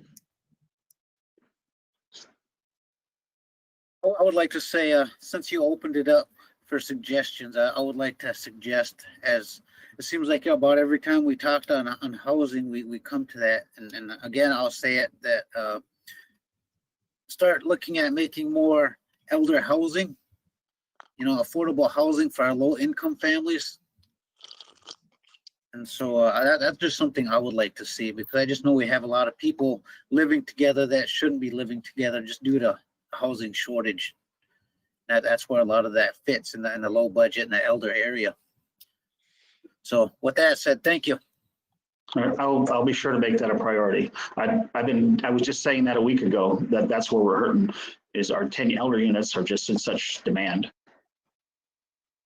Thank you, Council, and thank you, Lance, and thank you, Council, for supporting that to continue to meet the demand and gap in housing stock. All right, Lance, thanks for joining us. Our Thank next you. agenda item is the termination of the Carahara Law contract. You'll find in your packet, we have a resolution, some minutes supporting that resolution, as well as the engagement letter with former Chairman White with Carahara Law. Would anyone like to, I guess, is there a motion, or does someone like to expand on this agenda item? Was there a vote on the last motion? Yes, that was Yeah. 5-0. 5-0? 5-3-0. There was 5-3-0. 5-3 no and 0 abstentions. Okay. Lorelei.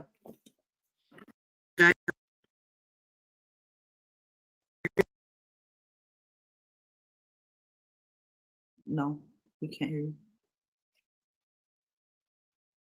you. It's choppy. You're breaking up.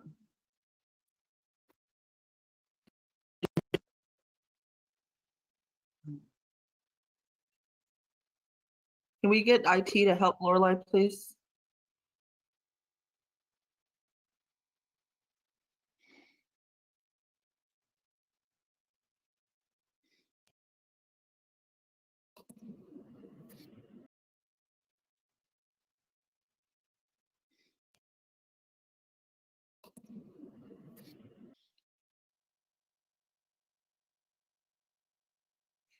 Can you hear me now? We can hear you, Lorelei. Okay.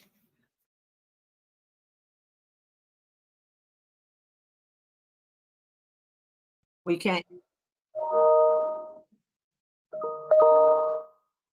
Matt's on his way, Lorelei. Okay. I need to be able to get in here.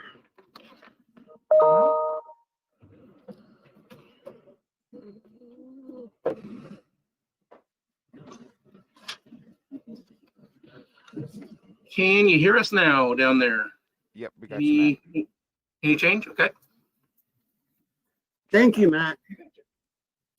Okay, we found this contract in the documents here after we came in as the officers in October.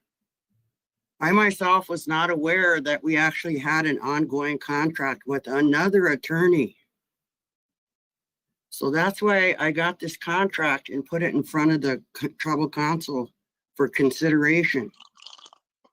Because we don't have the revenue to have multiple law firms working for us, and we shouldn't need to. And I don't know what the purpose of this Kawahara contract was, but we already have a bid process going on for our general counsel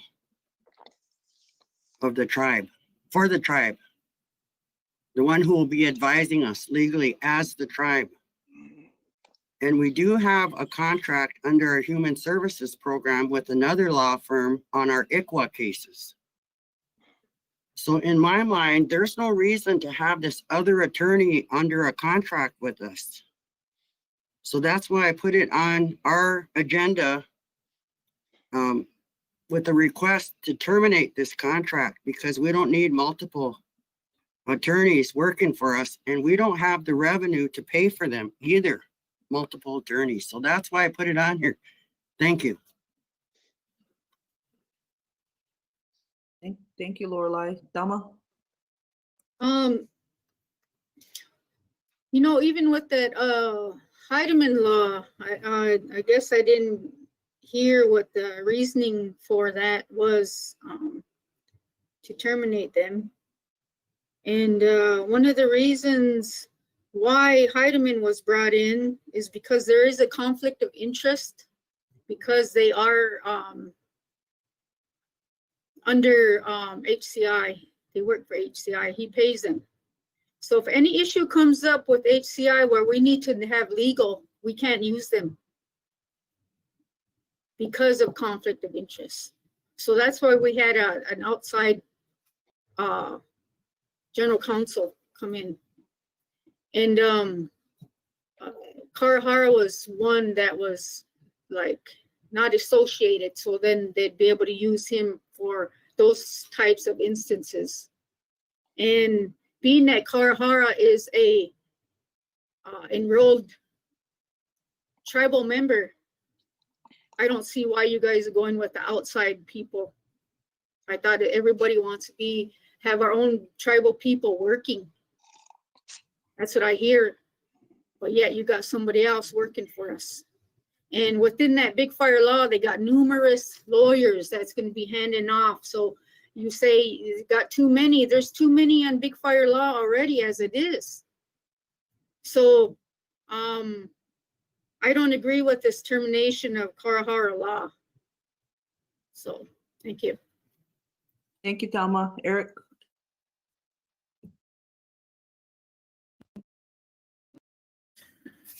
I would say, I'd like to say we gave Heidemann 30-day notice that they weren't going to be our general counsel anymore. And we already have a contract written with Karahara law. I think it would just be fitting to stay with Karahara law because we already have a contract. Everything's already in place. He's already playing a part as our general counsel. So I'm just saying that I believe that would make sense, just to leave it with Karahara and let it go there, because the 3-bid process, I haven't seen nothing on that. I haven't heard 3 companies coming on putting into to bid to be our general counsel. And I know we haven't had a discussion on who we would pick or go with or why yet either.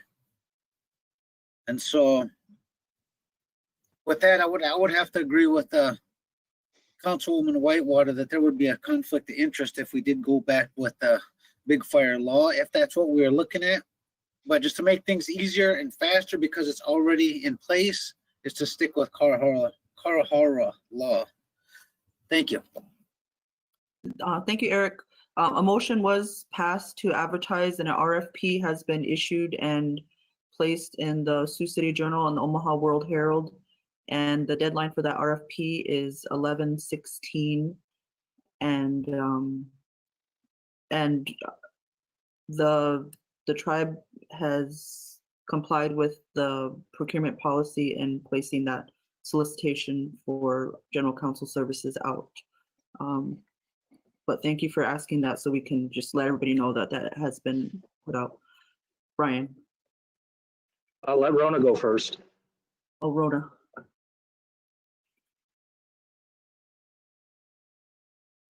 And I've heard a few comments and statements saying it's a conflict of interest if we had to go up against HCI. I thought we are HCI. We own HCI, so why would we need counsel to go after them? Secondly, according to this attorney contract, they were specifically hired to analyze the land corporation and work with the tribe to address all issues related to the land corporation, not as general counsel, but special counsel for one incident, and that incident is over. So I see terminating a contract with Karahara law. Thank you. Brian. Thank you, Madam Chair. I support termination of this contract also because it was used for reasons outside of what it was engaged for. And also at the same time, I have never seen the bid process regarding the engagement of this law firm at any point. I have sat on the council in various forums since 2008, and I cannot recall at any point where James Kawahara made a presentation to the council and therefore the council said yes, or where it was part of the bid process or anything with it. This law firm was simply exactly what we all know it to be. It was a hired gun. It was designed to implode one of the tribal operations.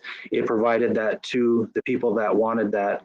And I think the sooner that we can extricate ourselves from that, the sooner we'll be able to understand the damage that a so-called tribal member did to the tribe itself. Thank you.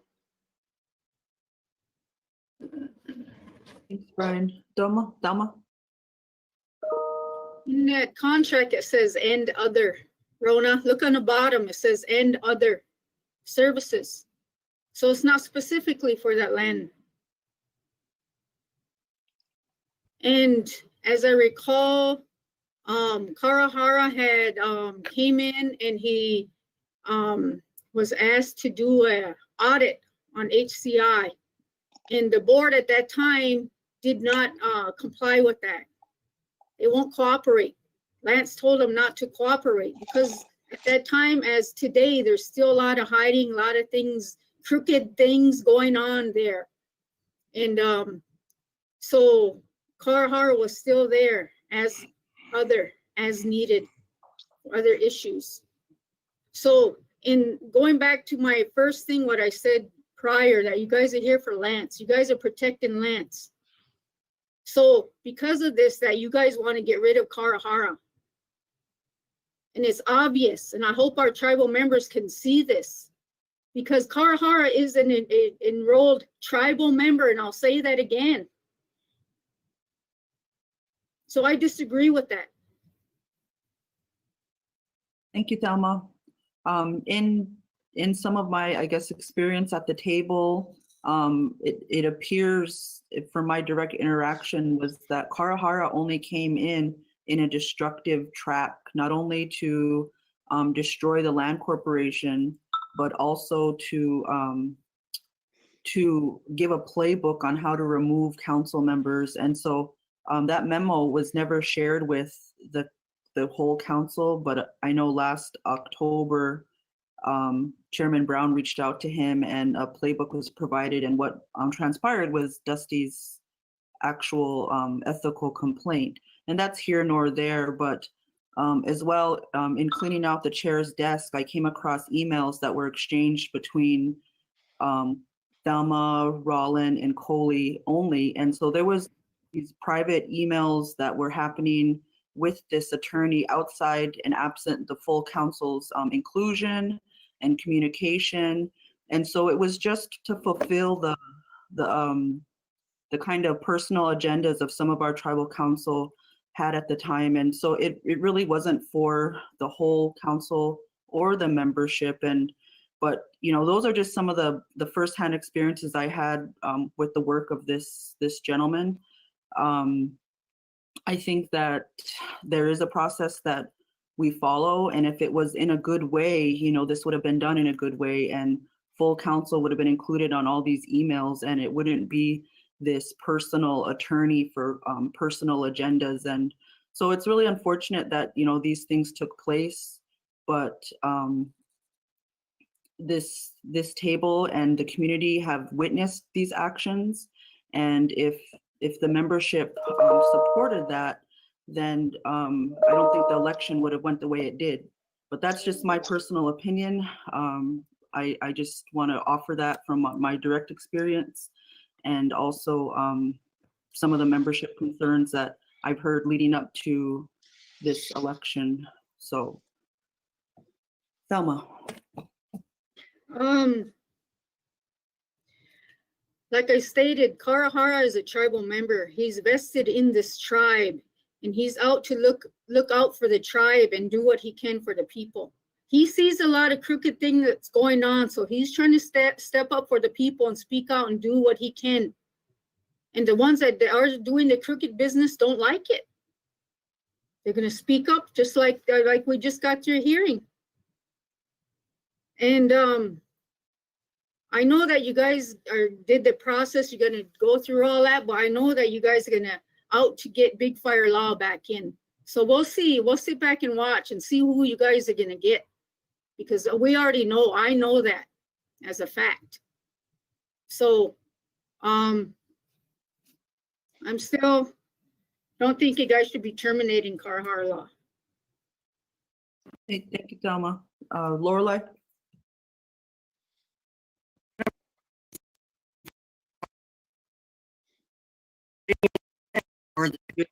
You're breaking up again, Lorelei.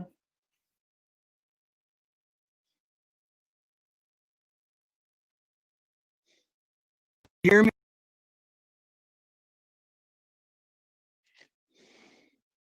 Hear over to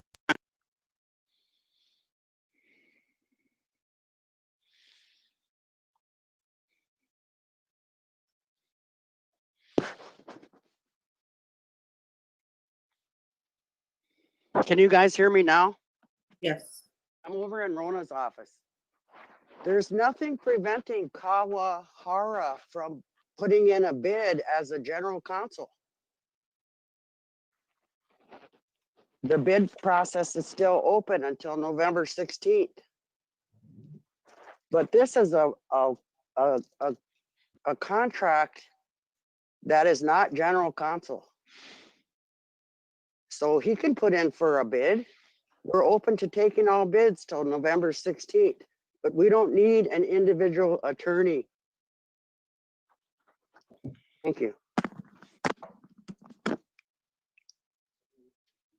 Okay. With that, is there a motion to terminate the Karahara Law contract? So moved, Madam Chair. We have a motion from Brian Chamberlain to terminate the Karahara Law contract. Looking at that, there's no 30-day notice. Is this effective immediately? Yes, ma'am.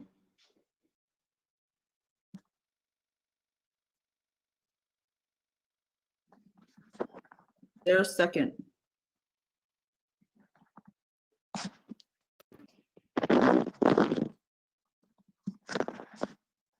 We have a second from Lorelei. We have a motion from Brian to terminate effective immediately the Carhar Law contract. We have a second. Are there any discussions? Any objections to the motion? I object. All those in favor, raise their hand. Aye.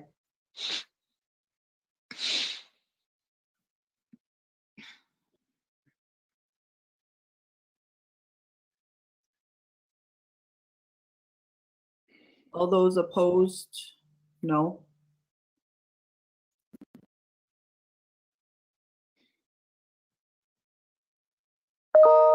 Abstentions. 4-3, let's see, 4-3-1, motion carried. Madam Chair, Yes, this issue as an agenda item, I also make a motion to authorize the chair to take all actions necessary to secure work product and work documents regarding Kawahawa Law Firm and the Winnebago Tribe in any of its formats from any time period. And that's my motion. we have a motion by Brian for the chair to secure all Carhar Law Firm's work product on any issue. Well, Lorelei will capture the language, but do we have a second? We have a second from Lorelei. Do we have discussion? Do we have any objections to the motion?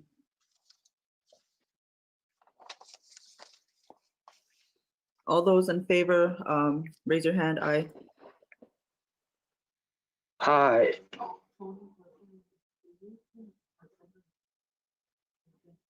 Opposed? Aye. Abstention?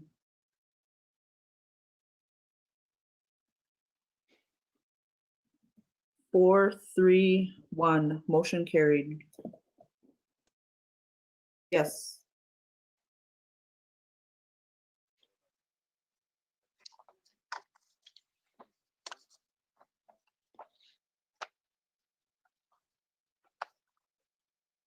Sure, we will take a 5-minute recess until Lorelei can be rebooted.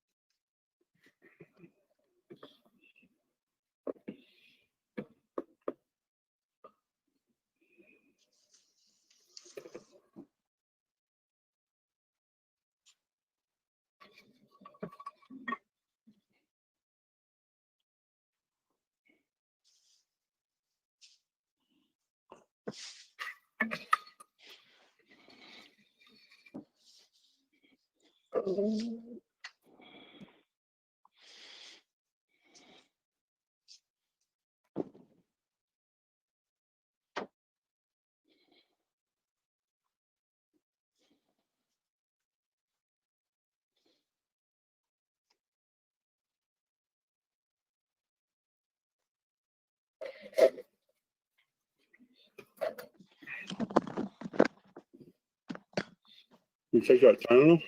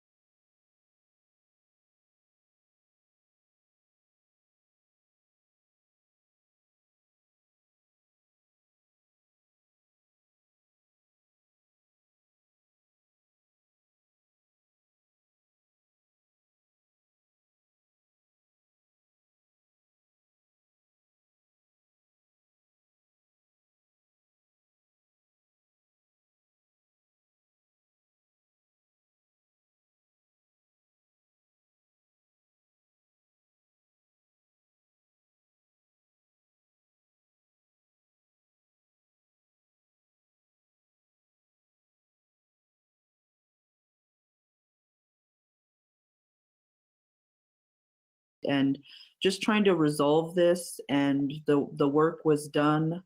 And for some of those reasons stated, there wasn't able to be payment made. I'm hoping that we can make this right with Mr. Penn Kennedy, as he's been very influential in some of the grant opportunities that the tribe has received in the formation of the YCIC. And I'm just sorry that it's taken this long to resolve this. And I just don't think that the Winnebago tribe is in the does business like this. And so I just want to open up by saying that I see that Alan has joined us. Alan, did you want to comment?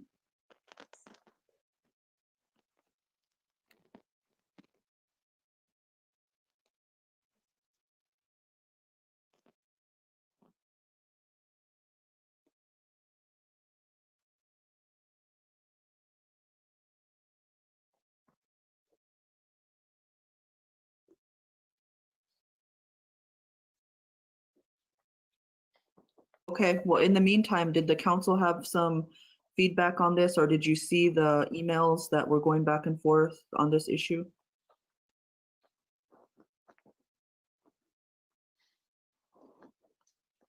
Elma? Is Esther on to speak? I'm here. Okay, can you kind of give everybody a kind of update on what you found out?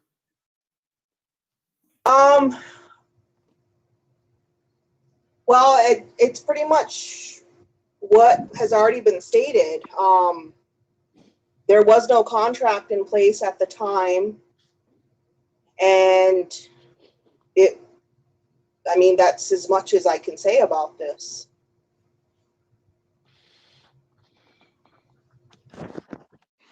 Okay, can you hear me?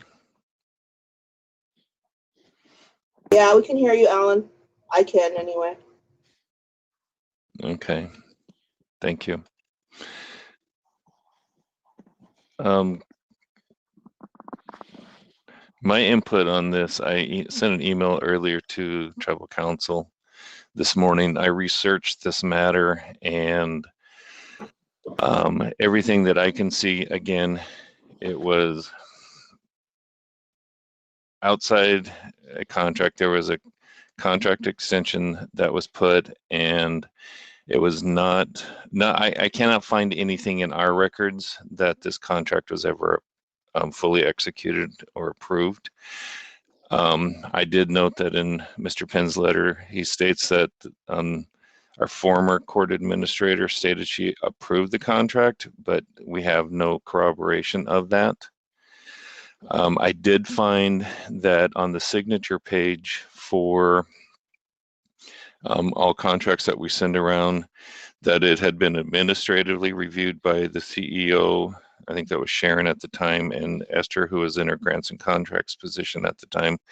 And then I saw that on my signature area, I had put no, because the staff should be able to do the work, which was to request an extension, which come to find out in talking with the grant administrator, we were not even eligible for this extension because DOJ only allows one extension of time on one of their grants, and we were already in the first extension period, which DOJ had advised the person who was doing the first extension, and I don't know who that was. My suspicions are that it was the former court administrator had requested a 6-month extension. DOJ said we should request a 1 year, but we did not apparently. And my recommendation, based off of looking at everything that I can see, is if we can find a fully executed valid contract, that we pay. If we can't, then we shouldn't pay it.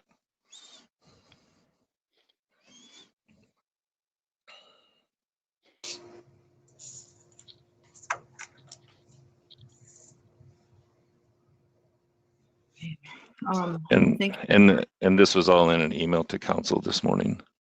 Madam Chair, in order to dispose of this issue with the agenda lagging on here, I'll make a motion to authorize the treasurer to take all actions necessary to resolve the Penn contract issue. We have a motion from Brian Chamberlain to authorize the chair, or excuse me, the treasurer to resolve this issue. Is there a second? Second. We have a second from Louis. Is there any further discussion? Any objections to the motion? Oh, Thelma. I agree with Ellen. If there was no signed contract, it should not be paid. And at that time too, the, Sharon was his ex-wife, isn't it? So I don't know how that would go. I believe that was her ex-husband. So, I would like to say that, it shouldn't be paid until if you do find a legal document. Thank you. Madam Chair, for clarity, the motion isn't to pay it. The motion is to authorize the treasurer to resolve the situation.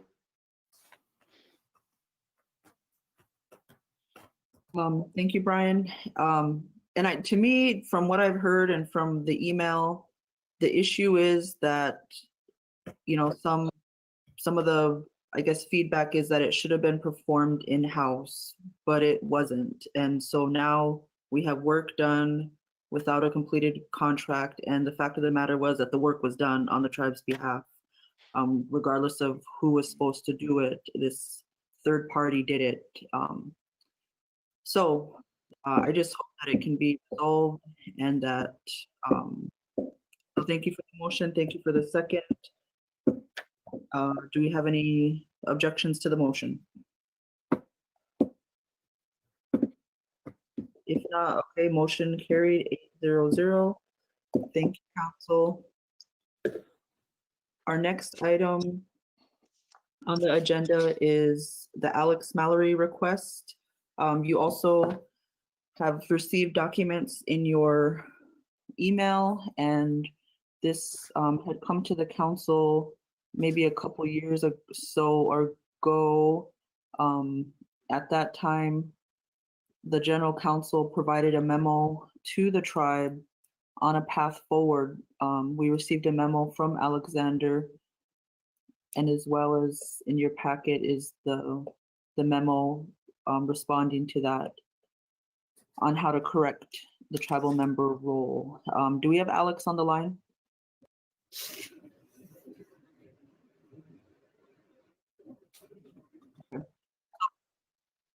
Okay, so does any of the tribal council that have had communications with Alex or that had some follow-up they want done on this agenda item? Rona? Excuse me, do we have Sherry available? Does the enrollment have any input also? Hello, this is the tribal enrollment committee here in place of Sherry. She had to go on an emergency. But from the Alex Mallory put in his application on like around in 2016, and the tribal enrollment committee reviewed the application, and his application was denied. And so they notified him by mail on May 26, 2016. And so he had 30 days to appeal that to the TC, and that was taking place on August 11, 2016, and it was reviewed by the TC. The tested info from legal counsel at that time was Frederick and Peebles and Morgan law firm. And so they gave him a process of how to change the blood quantum. And the process for that was he needed to provide his documents to the BIA. And he wanted the Winnebago tribe to change that. But according to the BIA. That's the 1934 base roll that we're talking about here. This is Bill. According to that, that's why he was denied, was because of the 1934 base roll.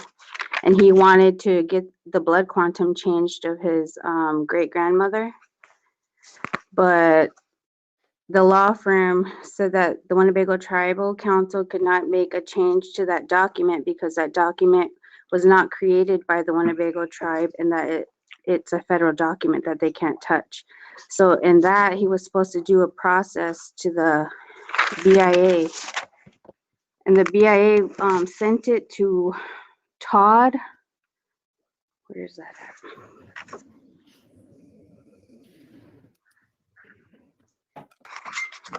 Todd Grovel.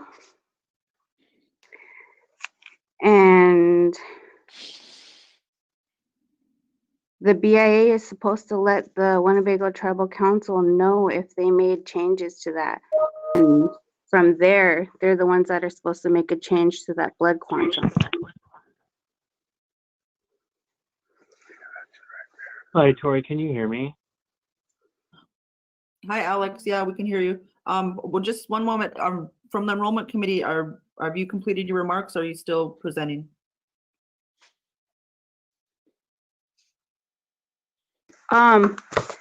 So yeah, with that, the TEC and we're just, I don't know if he received anything from the BIA office from Todd Grovel, the Great Plains Regional Office. If he received anything, then he was supposed to they were supposed to let the tribal council know if they were going to make a change to that blood quantum. But he was supposed to take that to the DC office. And so we haven't received anything here at the enrollment office with that. Okay. Well, thank you for those comments and your awareness on on this issue, and also your work on the committee. Now we have Alex on the phone. Alex, would you comment? Yeah, sorry about the delay. I couldn't get the password to work on the Zoom, but as long as you can hear me now, I'll present my side. So good afternoon, everyone, and a special thanks to the Vice Chairman Chamberlain for revisiting this issue, and of course inviting me to testify at this meeting.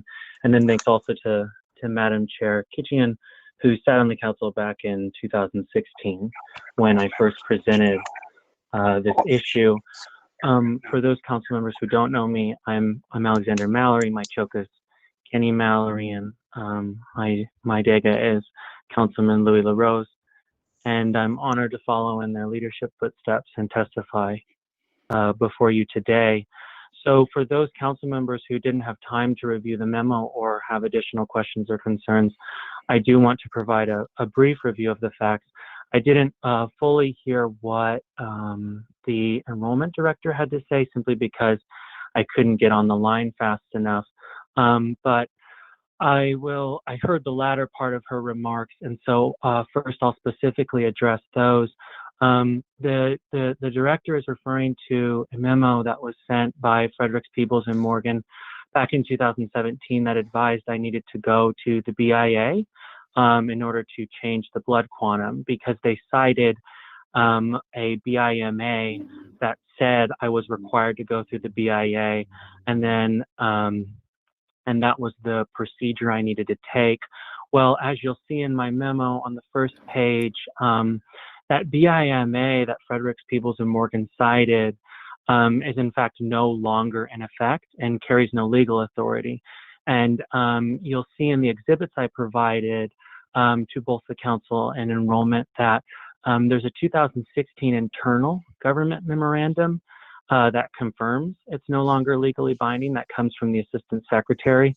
And then of course the BIMA that they cited is also listed as a historic document on the Department of Interior's website itself. And you have both those exhibits in your hands.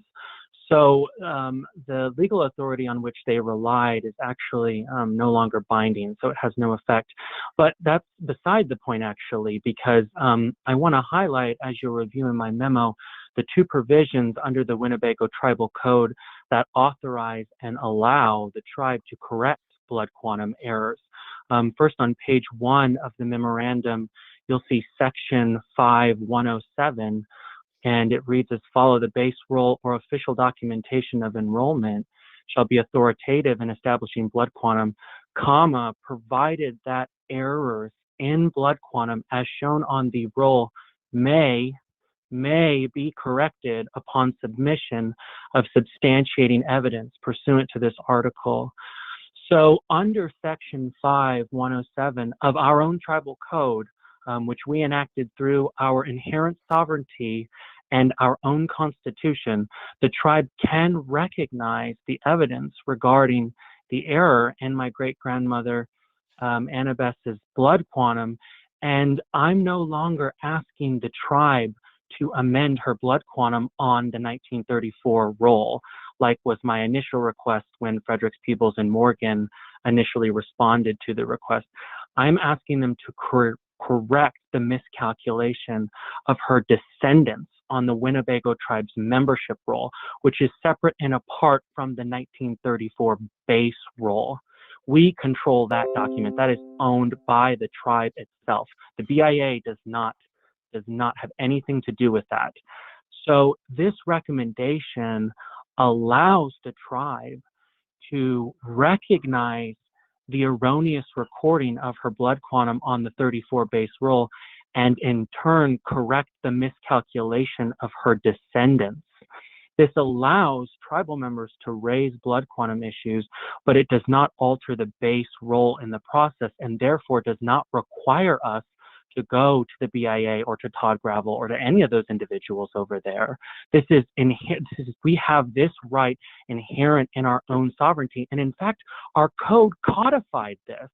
And furthermore, in section 5118, this is on page 2 of the memo, you'll see specifically listed blood quantum corrections, administrative actions, and it reads as follows. Number 2, the enrollment department is authorized to take administrative action to correct a blood quantum if there is reason to believe that an individual's blood quantum was 1, calculated in error, or there's a second part of the provision, is otherwise incorrect. And you'll see on the memo I discuss how my particular issue with blood quantum can be remedied under this provision in 2 ways. It first either qualifies as a miscalculation because when they calculated the descendants of Annabeth's blood quantums, the office used the calculation on the 34 base roll, which we know to be erroneous as exemplified by 4 other documents. Therefore, the blood quantum of Annabeth's descendants that has been assigned pursuant to the 34 base roll does not reflect the correct number. This constitutes a miscalculation under a technical reading. But if you're not persuaded by that, it also qualifies as a miscalculation if the error still falls under the or is otherwise incorrect clause of that provision, because that language specifically addresses instances where the blood quantum is not the result of necessarily a miscalculation, but is erroneous for other reasons that require correction, such as a blood quantum error on the base roll itself, just like the first provision allows us as a tribe to correct.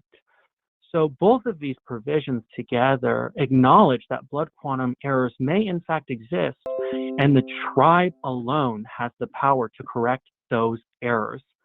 And in this particular case before you, the blood quantum errors could represent a miscalculation or otherwise fall under the or is otherwise incorrect clause.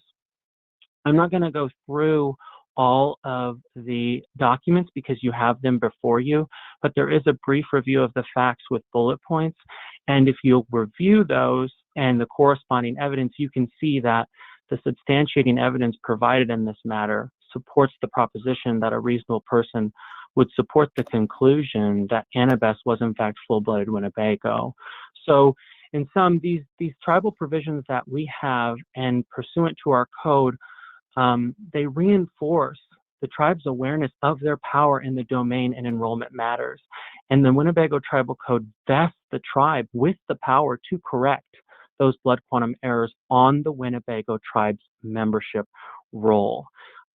Finally, the last point I want to make is it's important to understand that this correction to the Winnebago tribal membership roll sets precedent to change blood quantum errors, but in no way imposes an affirmative duty on the tribe to make those changes for anyone and everyone that would request similar corrections.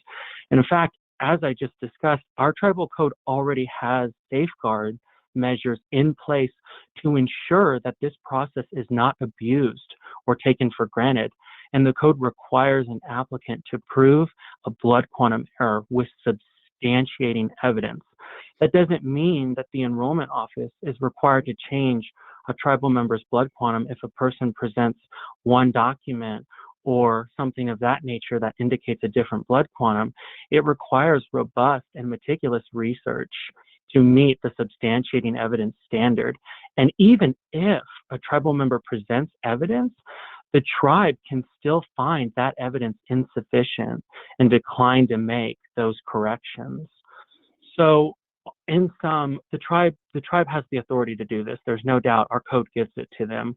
And the director is right in that I did initially go to Todd to make the change, but in my initial request, I was asking Todd and the BIA to change the base roll. I'm no longer asking for Annabeth's blood quantum to be changed on the base roll. I am simply asking that the tribe change her descendants' blood quantums on the Winnebago tribe's membership roll. And it is abundantly clear that the tribal code vests the tribe with the power to do so. Thank you very much for your time and kind attention, and I'm happy to answer any questions or concerns that anyone may have. Thank you, Alex, for that robust presentation. I think you really put the time and research into this as it relates to your relatives, and thank you for that, Thelma. Alex, when you went to the enrollment, did they say that there was an error, or they said there was not an error? The enrollment office didn't say either way. They simply said I needed to go to the BIA, which is true, like I mentioned, because that was the initial request. And then what was the reasoning for the denial? From the enrollment office? Yes. Because they said I needed to go to Todd at the BIA to make this request.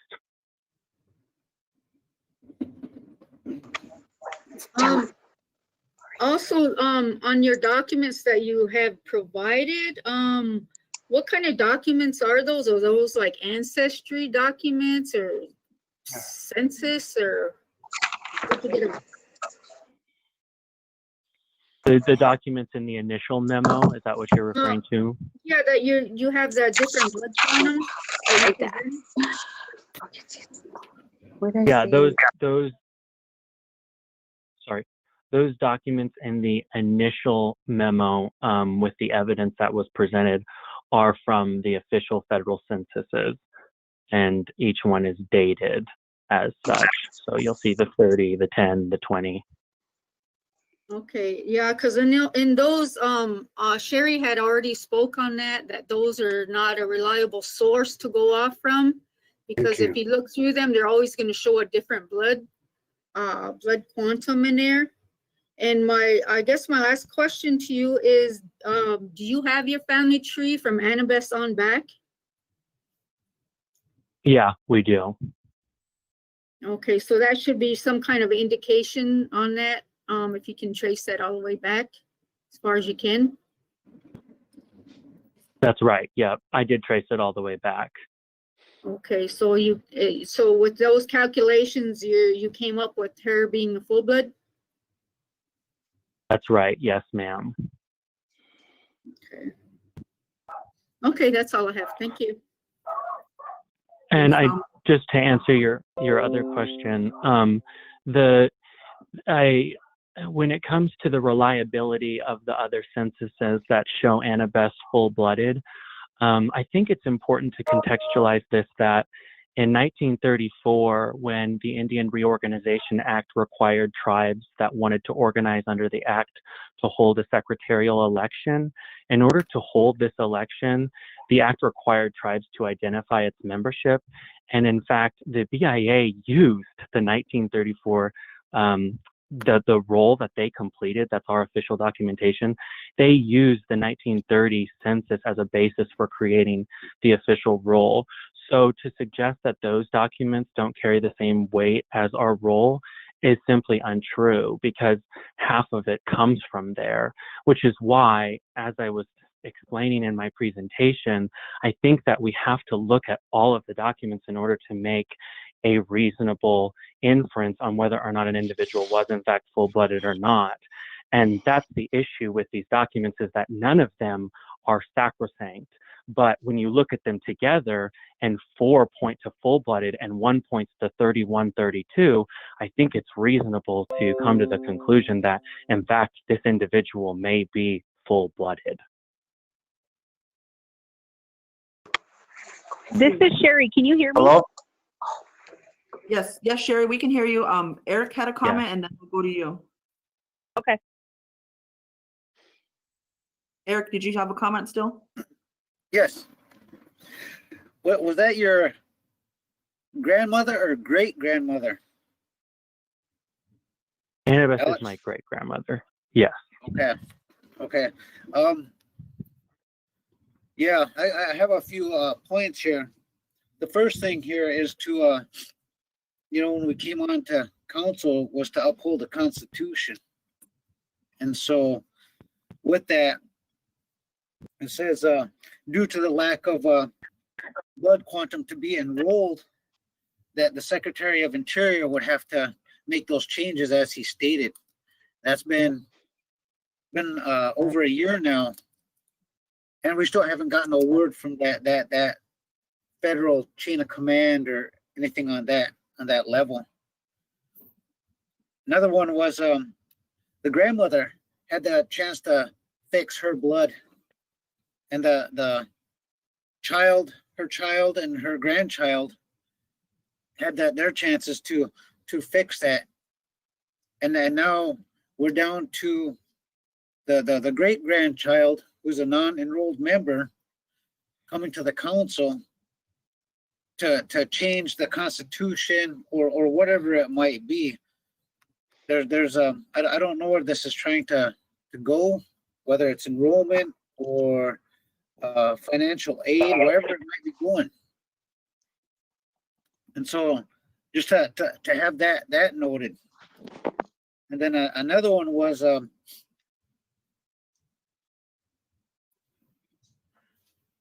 Secretary of Interior, because he doesn't have enough blood. And it's been brought up as a secretarial election. That's one thing I think that we should be staying away from, is a secretarial election, because as it's been said by our legal personnel, is that our people would lose their voices if we passed a secretarial election. Now, I would hate to have our enrolled membership lose their voices. And right now we already have enrollment opened up, and then we have a whole bunch of people trying to be enrolled, and then kind of choking out our manpower down there. That if that can't do it, I think it should be left alone. And so with that said, that's the kind of what I would see on that, is all the legitimate stuff. The Constitution, we're getting ready to bend it or break it, and I think to a certain extent that would open a door to flood our enrolled membership, because it's going to set a precedent. And I don't think we want to set a precedent that we're going to kick ourselves in the rear end for, just like this enrollment we just opened up, and then that's once we pass it at the table, now we're still talking about pushing out a year to come up with a plan with that, while the door is still swinging wide open. And I think we should close that enrollment back up until we come up with a plan to get everybody through there, get everything verified. And you know, as I remember, it's only for the children, not adults. And I know we have a lot of adults disenrolling from other tribes when they're more of another tribe than they are Winnebago, Ho-Chunk. But yet they're trying to come here. And so I'm just saying, I don't want to start a precedent and not abide by the Constitution, Article 2, because I don't know. I think that could go in a lot of legal ways bad, because it's already in our Constitution. And I would almost say reading it even in an ethical way, and that would bind us by ethics. So I'll say about that much. Thank you.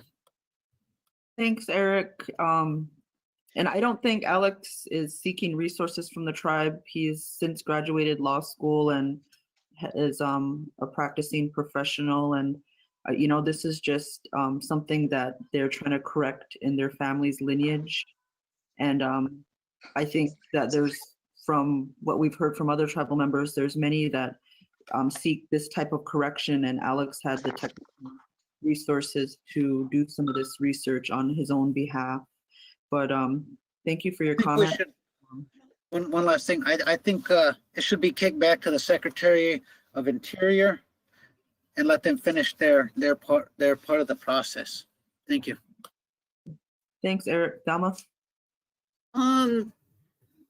I would refer him back to the enrollment, being that he had changed from what his initial concern was.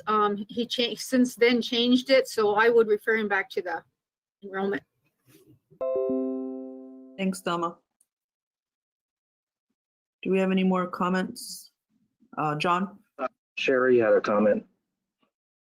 I'm sorry, you're right. Sherry was next and then John. Okay, well, it was just to refer to what Alex was talking about, the ancestry. I'm not saying that he's wrong, but it's not, like I said, I did do that. I paid for the thing and I went into it and I looked because I wanted to see, as the enrollment director, how that was to go. We have a lot of requests for ancestry. We have a lot of requests for 23andMe, and it just comes back like some of it was for my family, and I know my family. I went back and I asked my aunts and everything, and it jumps from, okay, we were 4/4 to 1/2 to 8 to Omaha back to, you know, and it's just, for me as the director looking in, it those papers, it jumped around too much. They weren't very supportive. And I'm not saying that's not in Alex's case, but when you're looking at it from other people's point of view and other families, it's just not something that I feel is reliable. And then the initial, what he first wanted was to change the base roll. And now he's going back and what is it that we're asking for now? So, I mean, I would feel more comfortable too if it came back to enrollment and back through for the thing that he's trying to change now, because we thought it was the base roll this whole time.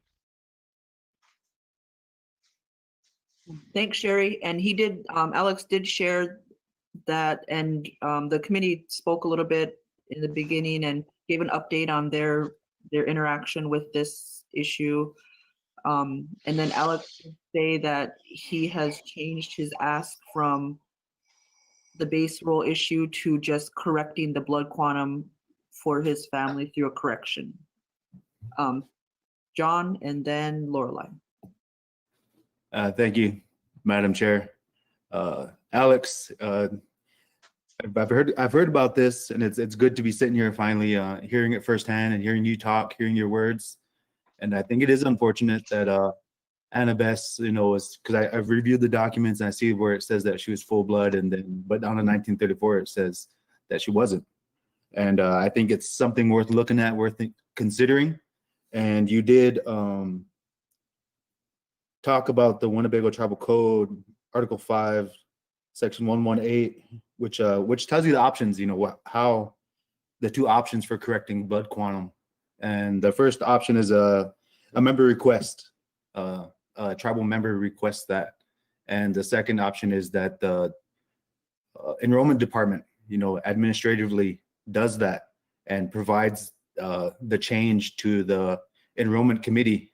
And if it gets past the enrollment committee, then a resolution is put forward to the tribal council. So those are the two options. And I think they both involve tribal members.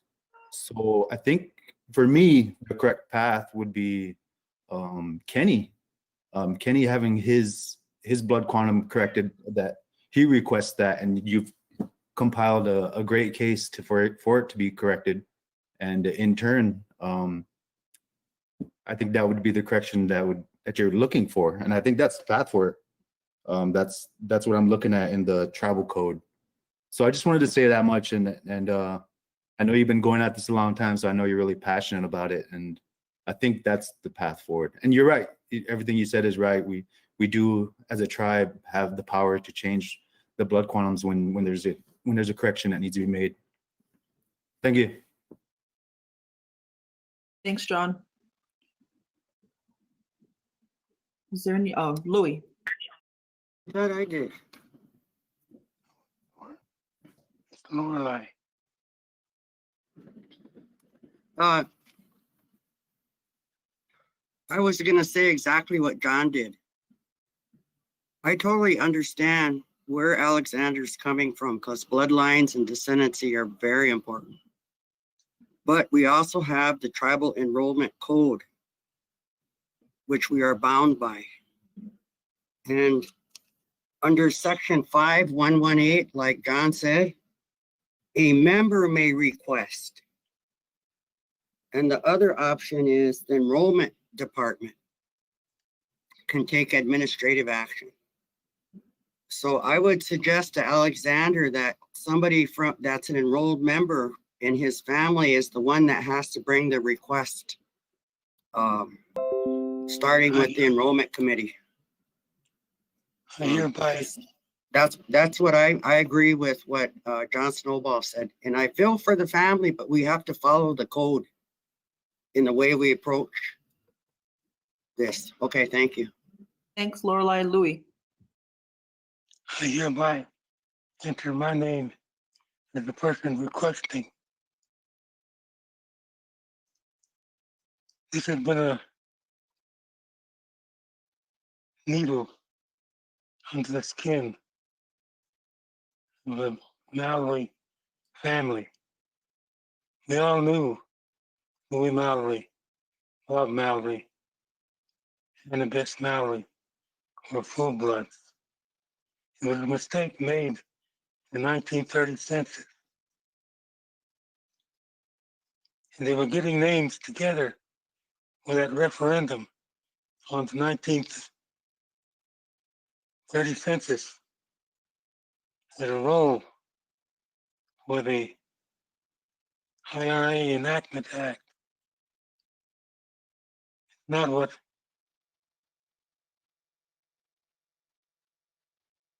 Mr. Armel stated. It wasn't for a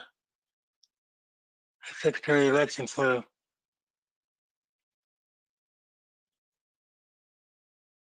the tribe. It was getting the rules together for the enactment of the IRA. Back to the issue. Alex presented a tremendous amount of information about my mother. You're going to find that in the quest for being identified properly as Winnebagos, the BIA made a lot of mistakes. And we haven't had many research their ancestry or census rolls like Alex did. He is following the facts. The facts is what counts here. Not whether you like me, Kenny, Bob Mallory, Louis Mallory, and the best, but the facts of their ancestry. Those facts show that she's full blood. It gets to the point where we're losing our tribe because of these fractionated airships. We have to do something, as hard as it may sound, to rectify this situation. It's not going to go away. And we need to use the collective energy of this council and the brain power to find a resolve.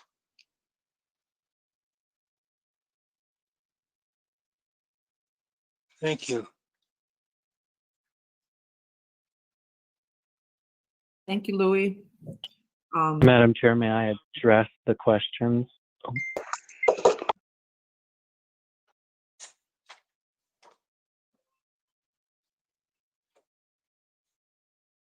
Yes, Alex. Thank you. Thank you to everyone's comments and concerns, and thanks especially to Dega Louis for that insight.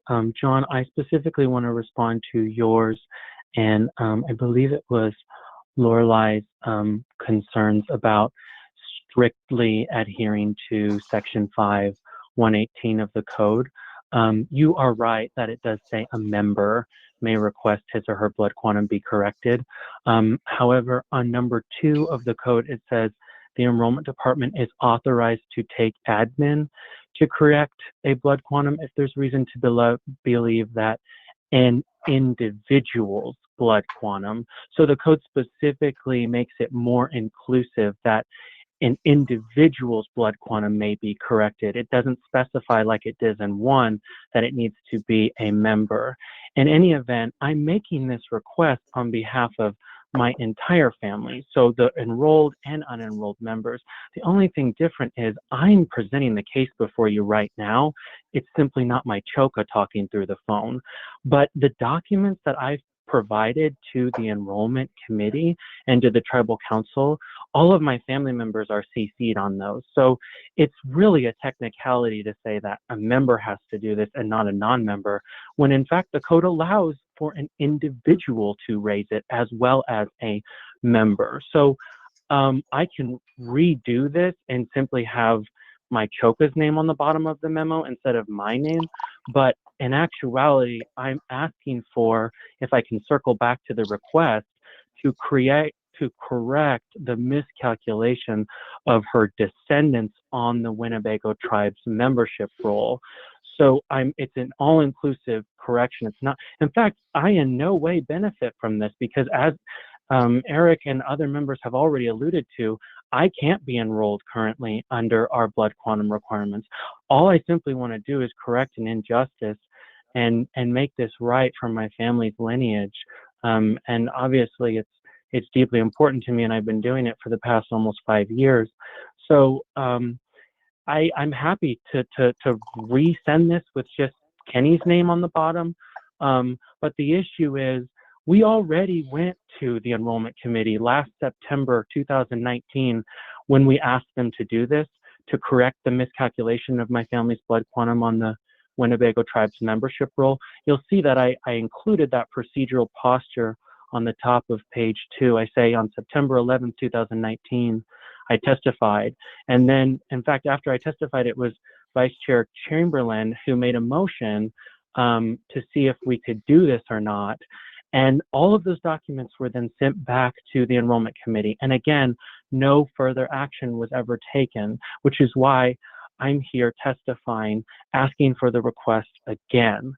I understand the adherence to the code, and I understand that we want to follow it and we don't want to usurp it, but the language is inclusive in it. And I think that it allows both a member or an individual, which could be construed as a descendant, to bring forth and correct these errors.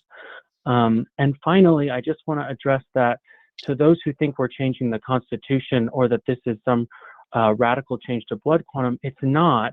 As I explained, our code allows and authorizes this, and then it specifically requires for the individuals who want to make these changes to provide substantiating evidence. And so if the department doesn't find that the evidence provided is substantiating or remains insufficient, they don't have to make these corrections. So it in no way opens the floodgates for anyone and everyone to do this. I mean, it requires a lot of research to come up with this and then to compile it all together.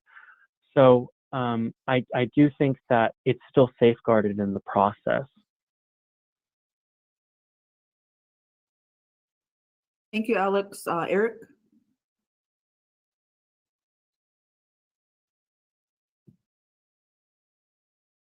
The council, the last time this came to the council, that it's been, this young man's already been informed on what he needed to be done, so it shouldn't be back at the council table. The Secretary of Interior, to my knowledge, is the only one that can change a blood quantum, because they're tracking that as well, not just us or the whatever. It's the Secretary of Interior that's also tracking it, and that's why it has to go to the Secretary of Interior to be changed. And that's why I was trying to say earlier to let them take care of that. This shouldn't come to the council. And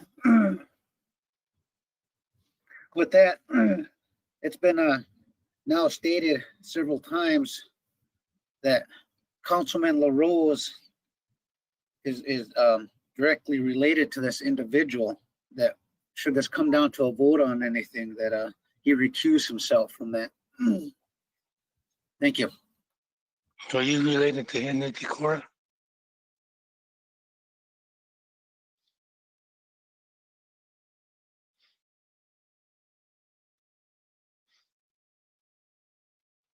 John? Yeah, I think this is definitely a different ask than what Alex was asking before. From what I'm hearing, from changing the base row to correcting the descendants of Annabeth. So I think we should put it back through, because it seems like it's different now, and put it back through the enrollment department and the enrollment committee, and go from there. There's still options, and then all the options are back open again. No, they're not. This is Sherry. Okay, so if we don't take Ancestry and 23andMe, that it's still going to come back to the table, correct? Yes.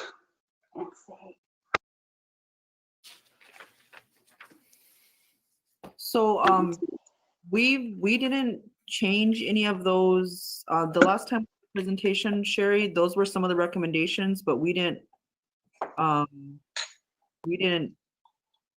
I guess, move on those recommendations yet. But I've heard from council that there's a path forward for Alex to help his enrolled relatives push this through the process and within aligned with our current standing policy.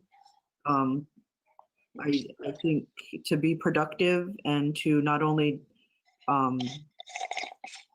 get this research into the hands of the enrolled members that Alex has done such a good job with, and Louis, we heard today, is willing to submit that on his behalf, or perhaps another relative will, maybe Kenny. But I just, I want to be supportive of this and really not create barriers for our families. So, but we do have a process, and we've heard it from several of our council members today on some productive next steps. So are there some closing comments or motion on how the council would like to proceed? Sherry, this is Bill.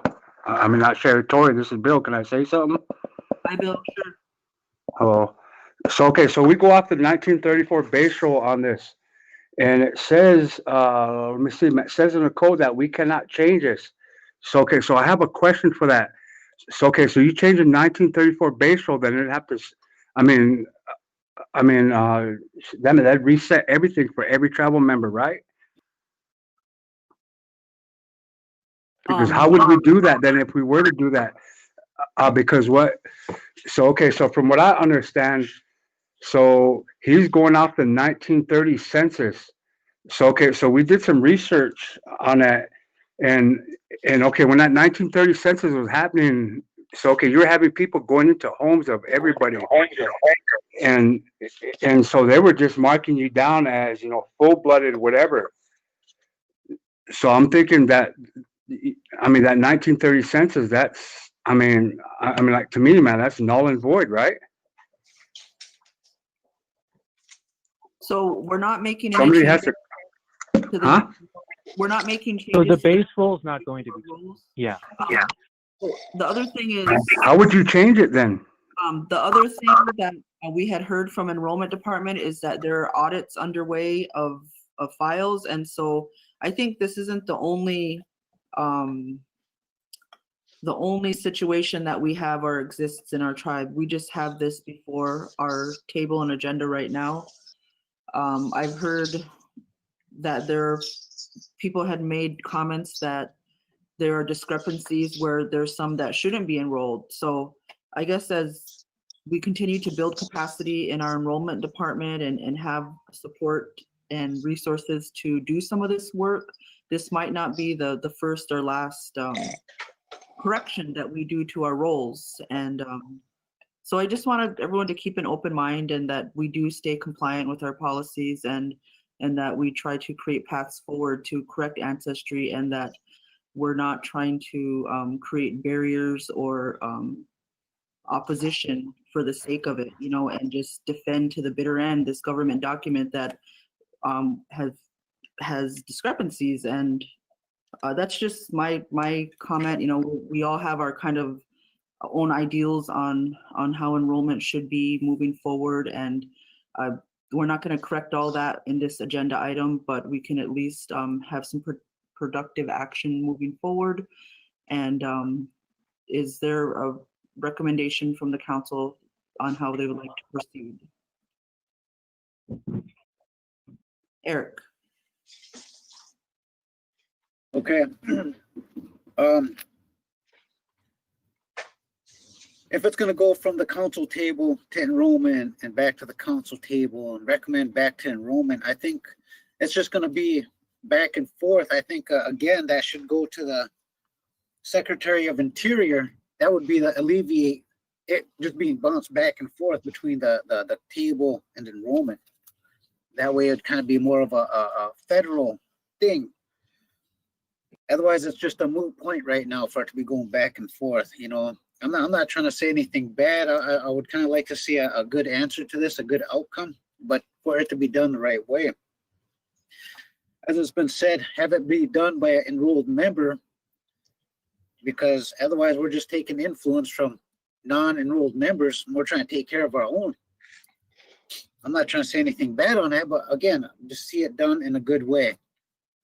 There's going to be a lot of people going into that are in this situation now as we start going farther outside of our native bloodlines. And there's always going to be people out there that aren't going to make that cut. No matter how short it is, it's just going to be what it is. And then we can't change that. And if they wanted a different outcome, then maybe they should stay within the indigenous bloodlines. And my last thing that I'd like to bring up again is the Constitution so we follow that. I would really hate to go outside those boundaries of the Constitution. And so with that, again, thank you. Thank you for your time, Alex. That's it. Thank you. Eric. Brian. Thank you, Madam Chair. First of all, Alex, I'm glad that you were able to join the call because obviously what needed to be stated from the request you're making on behalf of your family was going to come a lot better from an in-person, as close as we can get to that, I guess, presentation as opposed to what's read in black and white. From my perspective, Madam Chair, what I see is a display of factual information regarding the enrollment status of the late Annabeth LaRose. And having known about her through my own family and also the friendships that I created, the fact that an error exists simply needs to be acknowledged. But what is being made, the request that is being made on behalf of Annabeth's family and her descendants is that the error is corrected within our own policies and procedures, which we are capable of doing as provided for under Winnebago Tribal Constitution. We are not asking for something to be altered. We are not asking for something to be done outside of law. It is the exact opposite. He is asking that something is being done within the confines of that law and how it is done. And so as this gets brought forward, I understand that there's going to be questions regarding the documentation from Ancestry, et cetera. But the way that I read those documents is simply as another layer of proof that these individuals existed, because Alex does not work for the tribe or the enrollment department. Therefore, the individual birth certificates, et cetera, that would be related to an antiquated family tree such as this may not necessarily be immediately available. So Ancestry and those other types of documents are simply showing that, yes, these people existed, and this is how those records at least show them to have lived their lives. I think what comes down to this, and the most crucial part of it is exactly this. The tribe has the authority to alter corrections within our enrollment process. At no time should we ever be relying upon anything within the Bureau of Indian Affairs simply because that is no longer valid. The Bureau does not determine who does and doesn't belong to this tribe. We do. Because this process exists, because this process is sitting before us, and if we need to satisfy the fact that it's coming from a tribal member as opposed to a descendant of a tribal member whose signature is on the paper, we also received that from one of them verbally today. So my question now is to the council is, how much more are we going to deny what this is? Because it's not about saying this level of information is incorrect or it needs to go through that process. The facts have been presented. The tribe has the ability to make this alteration. The tribe has the ability to provide what has been requested in writing from Alexander, but also now verbally from Louis LaRose, the descendant. We have that capability. We're not looking for something to be changed, I guess, in this, and I'm saying we because it's the tribal council who will make this decision. It's something that is within our law and within our capability. And so with that, Madam Chair, thank you. Thanks, Brian. Eric and then Thelma. The way I see this, this can't go through without something being changed. We're either going to go against the Constitution. We're going to have to do a electoral election, which both of those ways, I'm against both of those ways. And as I've stated before, the best way for this to go through, being bounced between the council and enrollment, is to send it to the Secretary of Interior. That would be the right way that I would see it. Otherwise, we're going to be changing something because right now it can't happen. Going according to the Constitution and according to enrollment. Only way this will happen is if something gets changed, and it wouldn't be almost lawful to go against the Constitution or our enrollment. So again, thank you. Thanks, Eric, Thelma, and then Brian. This is a kind of a sensitive and touchy thing to be talking about. But Alex, was your dad adopted by Kenny? Or was it his real son? My father was my Choka's real son. Yes. Okay. Okay, that's all I wanted. Brian? Is Sherry still on the line, Madam Chair? I believe so. Yes, I am. Sherry?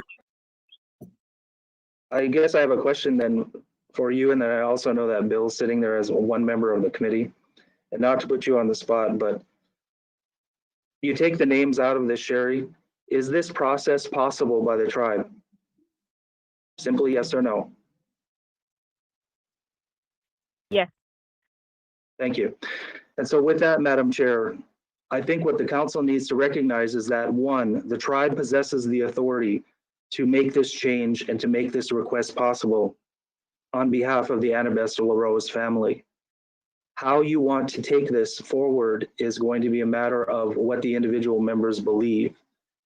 One side note with this too is like, it's kind of funny listening to comments and conversations decrying the current situation of the enrollment criteria in general and saying that we don't want secretarial elections, et cetera, but the only way to change that is through secretarial elections. So it's kind of funny and ironic to listen to that coming forward. But anyway, back to the main point. The tribe possesses this authority. The tribe can do this. The tribe can make this happen on behalf of Annabesta LaRose and her descendants. And I, for one, stand in support of that. How we get to that point is going to obviously be a matter of what the council wishes to do. And so, Madam Chair, I look to see which way do we want it to go. Thank you. Lorelei and then John.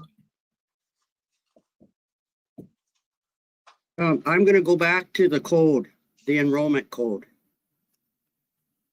Section 5-118.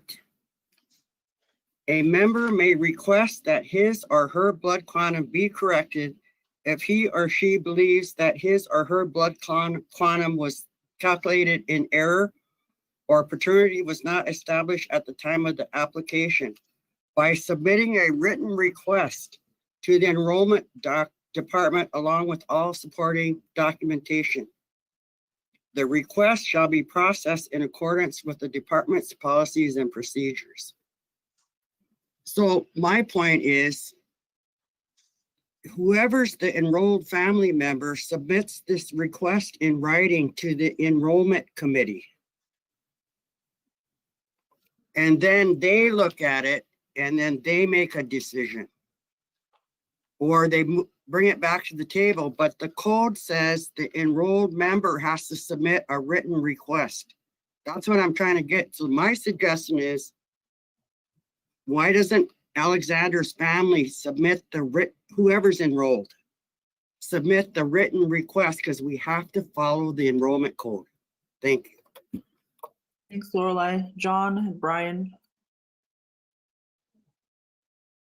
Yeah, I just wanted to try to make it real clear that this is a significantly different request than the request before that went through the enrollment department, which involved the base roll. Now we're just looking at correcting some current members. And like Thelma said, this is real difficult to talk about this because, you know, family and respect for Louis and the Mallory and so excuse me for talking about this, but I think that would be the path forward because it is significantly different that we need to go back through that again and refer it back to the enrollment department and because it's a totally different question now. I mean it's a totally different request now, and I think it's a better request. And I agree with Brian. We have the power to do this, and it's our duty to do this. And the only role that the Secretary of Interior plays in this is that we notify them what we changed. That's the only time they come in. But we have the power, and I would like to see it go through those channels again that are here before us. And like I said, that if it goes back through and it is something that was wanted, and then an appeal can be made back to the council. And I know Eric said it feels like it's going back and forth, but this is something that's kind of complex, and I think we're doing good work though, because we need to do this because it's our duty. Thank you. Thanks, John. Brian, and then those are all the comments we're gonna take on that, and then I'll be asking if there's a motion. Brian. Madam Chair, for a couple of points here. First, I want to, I made an error in the past few minutes, and I need to correct that. The first one is, thank you, Louis, for stepping forward on behalf of your family in this. I acknowledge your request. As a member of the council, I have heard you and I hear you. And it is my understanding that we will do what we can in order to help facilitate the completion of your request. So thank you, Louis. And so, Madam Chair, with that, I'll make a motion to lay on the table Alexander Mallory's request, and further to refer him to the enrollment department's policies for any corrections to be brought forward. Hello, I have a question. My name's Misty Jefferson, and I'm on the Tribal Enrollment Committee. Hi, Misty. 1 minute, please, where we have a motion on the table, and then we'll get to discussion. Is there a second? We have a second from John. Discussion. Can I have what the motion is, please, for the minutes? The motion was to table his request and to refer it to the enrollment committee. 2 parts.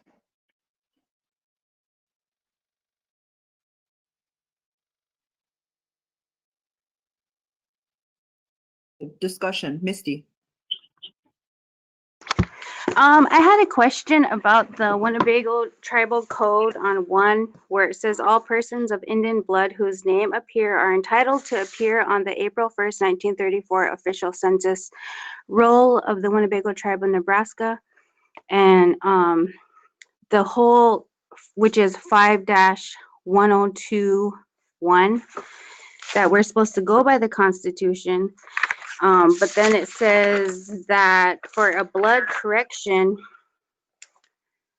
for anybody that comes in to get their blood, like say I'm 4-4 and I'm already enrolled, and I'm trying to enroll my daughter who's half, and I noticed that mine is 3/4, right?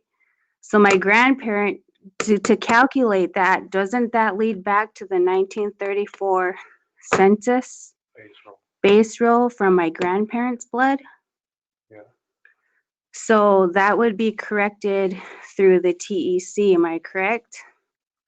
So if a person who doesn't have that evidence, that would have to lead back to their grandparents on the 1934 base roll. So for them to change that calculation, wouldn't they have to go to the BIA for that to make it all correct? Because I don't understand how you would change the descendant's blood quantum, but to recalculate that to the root of the grandparent, wouldn't that have to be corrected?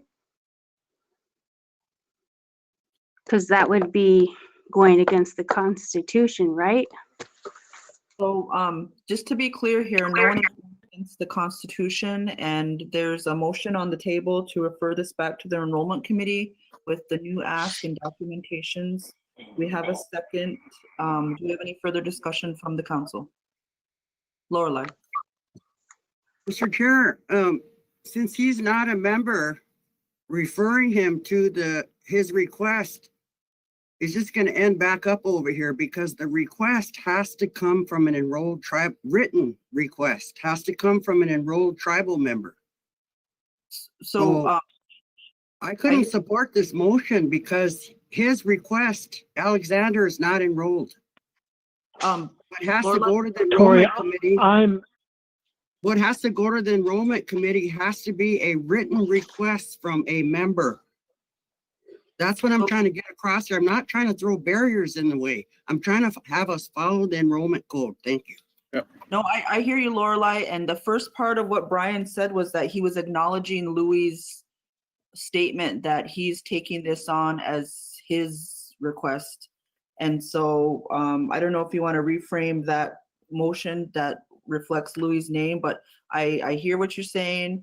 And I think the intent was that when it moves forward, it's the body of Alex's technical assistance and documents that's going to be presented by an enrolled member in line with the code.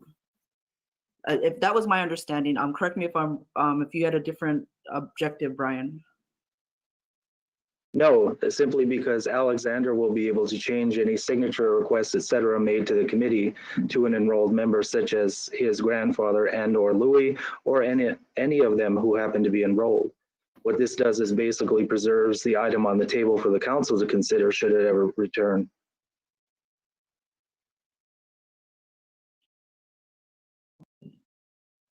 Okay. I gotta have the motion again.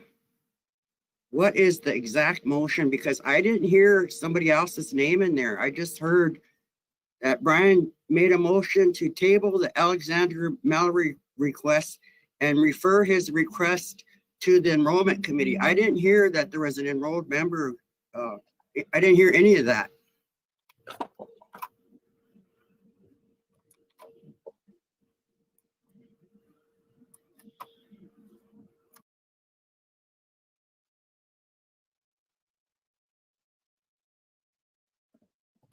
Eric.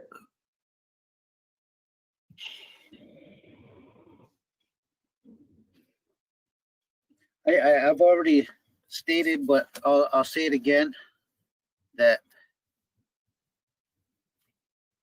I believe Councilman LaRose should recuse himself from voting on this due to being directly related and even taking on this case himself.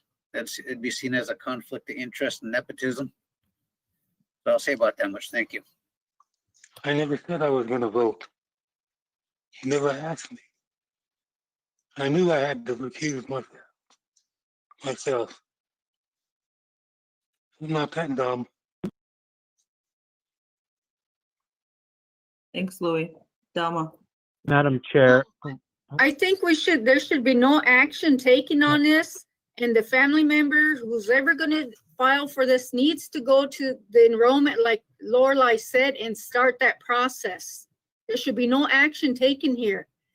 Because of what was all said now, if it's gonna be Louis or Kenny themselves, but they need to start that process, write it, take it to the enrollment and go from there. There should be no action taken on this.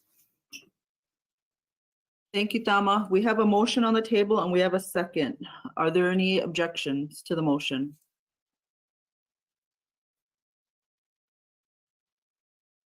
Okay. All those in favor of the motion, raise your hand. Aye.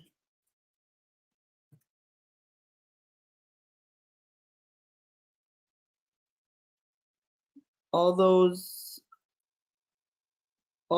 opposed,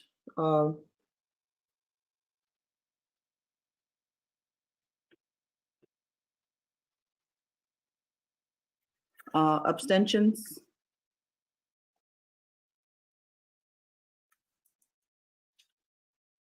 The vote is 3-3 with one abstention. The chair votes yes. Motion passed 4-3-1. That was 2 abstentions. Oh, excuse me, 2 abstentions. Oh, wait, let me back it up here. So we've got. Who made the motion? We had a motion by Brian, and we had a second by John. Oh, okay, thank you.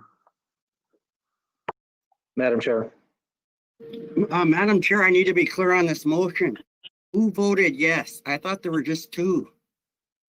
Let's see. John, Brian, and Coley voted yes. No, Lorelai, Eric, and Thelma. Abstaining, Louis LaRose. Who is the second abstention? Rona. Rona. Okay. So we've got 3-3-2.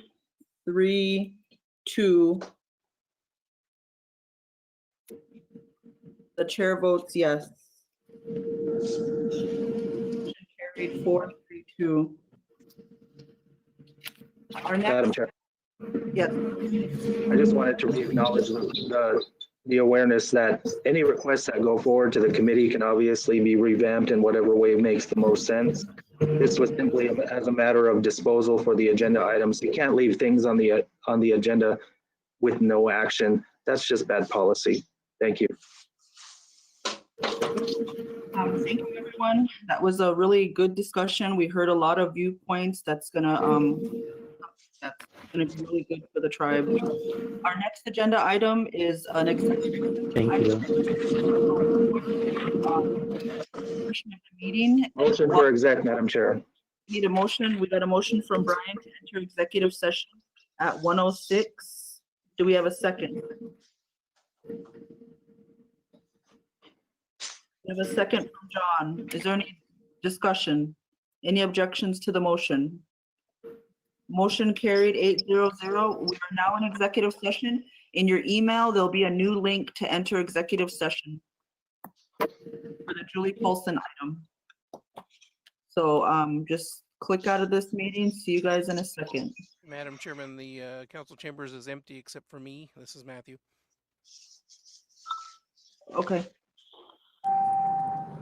I'm online, guys. I'll start the next executive session meeting for everybody shortly.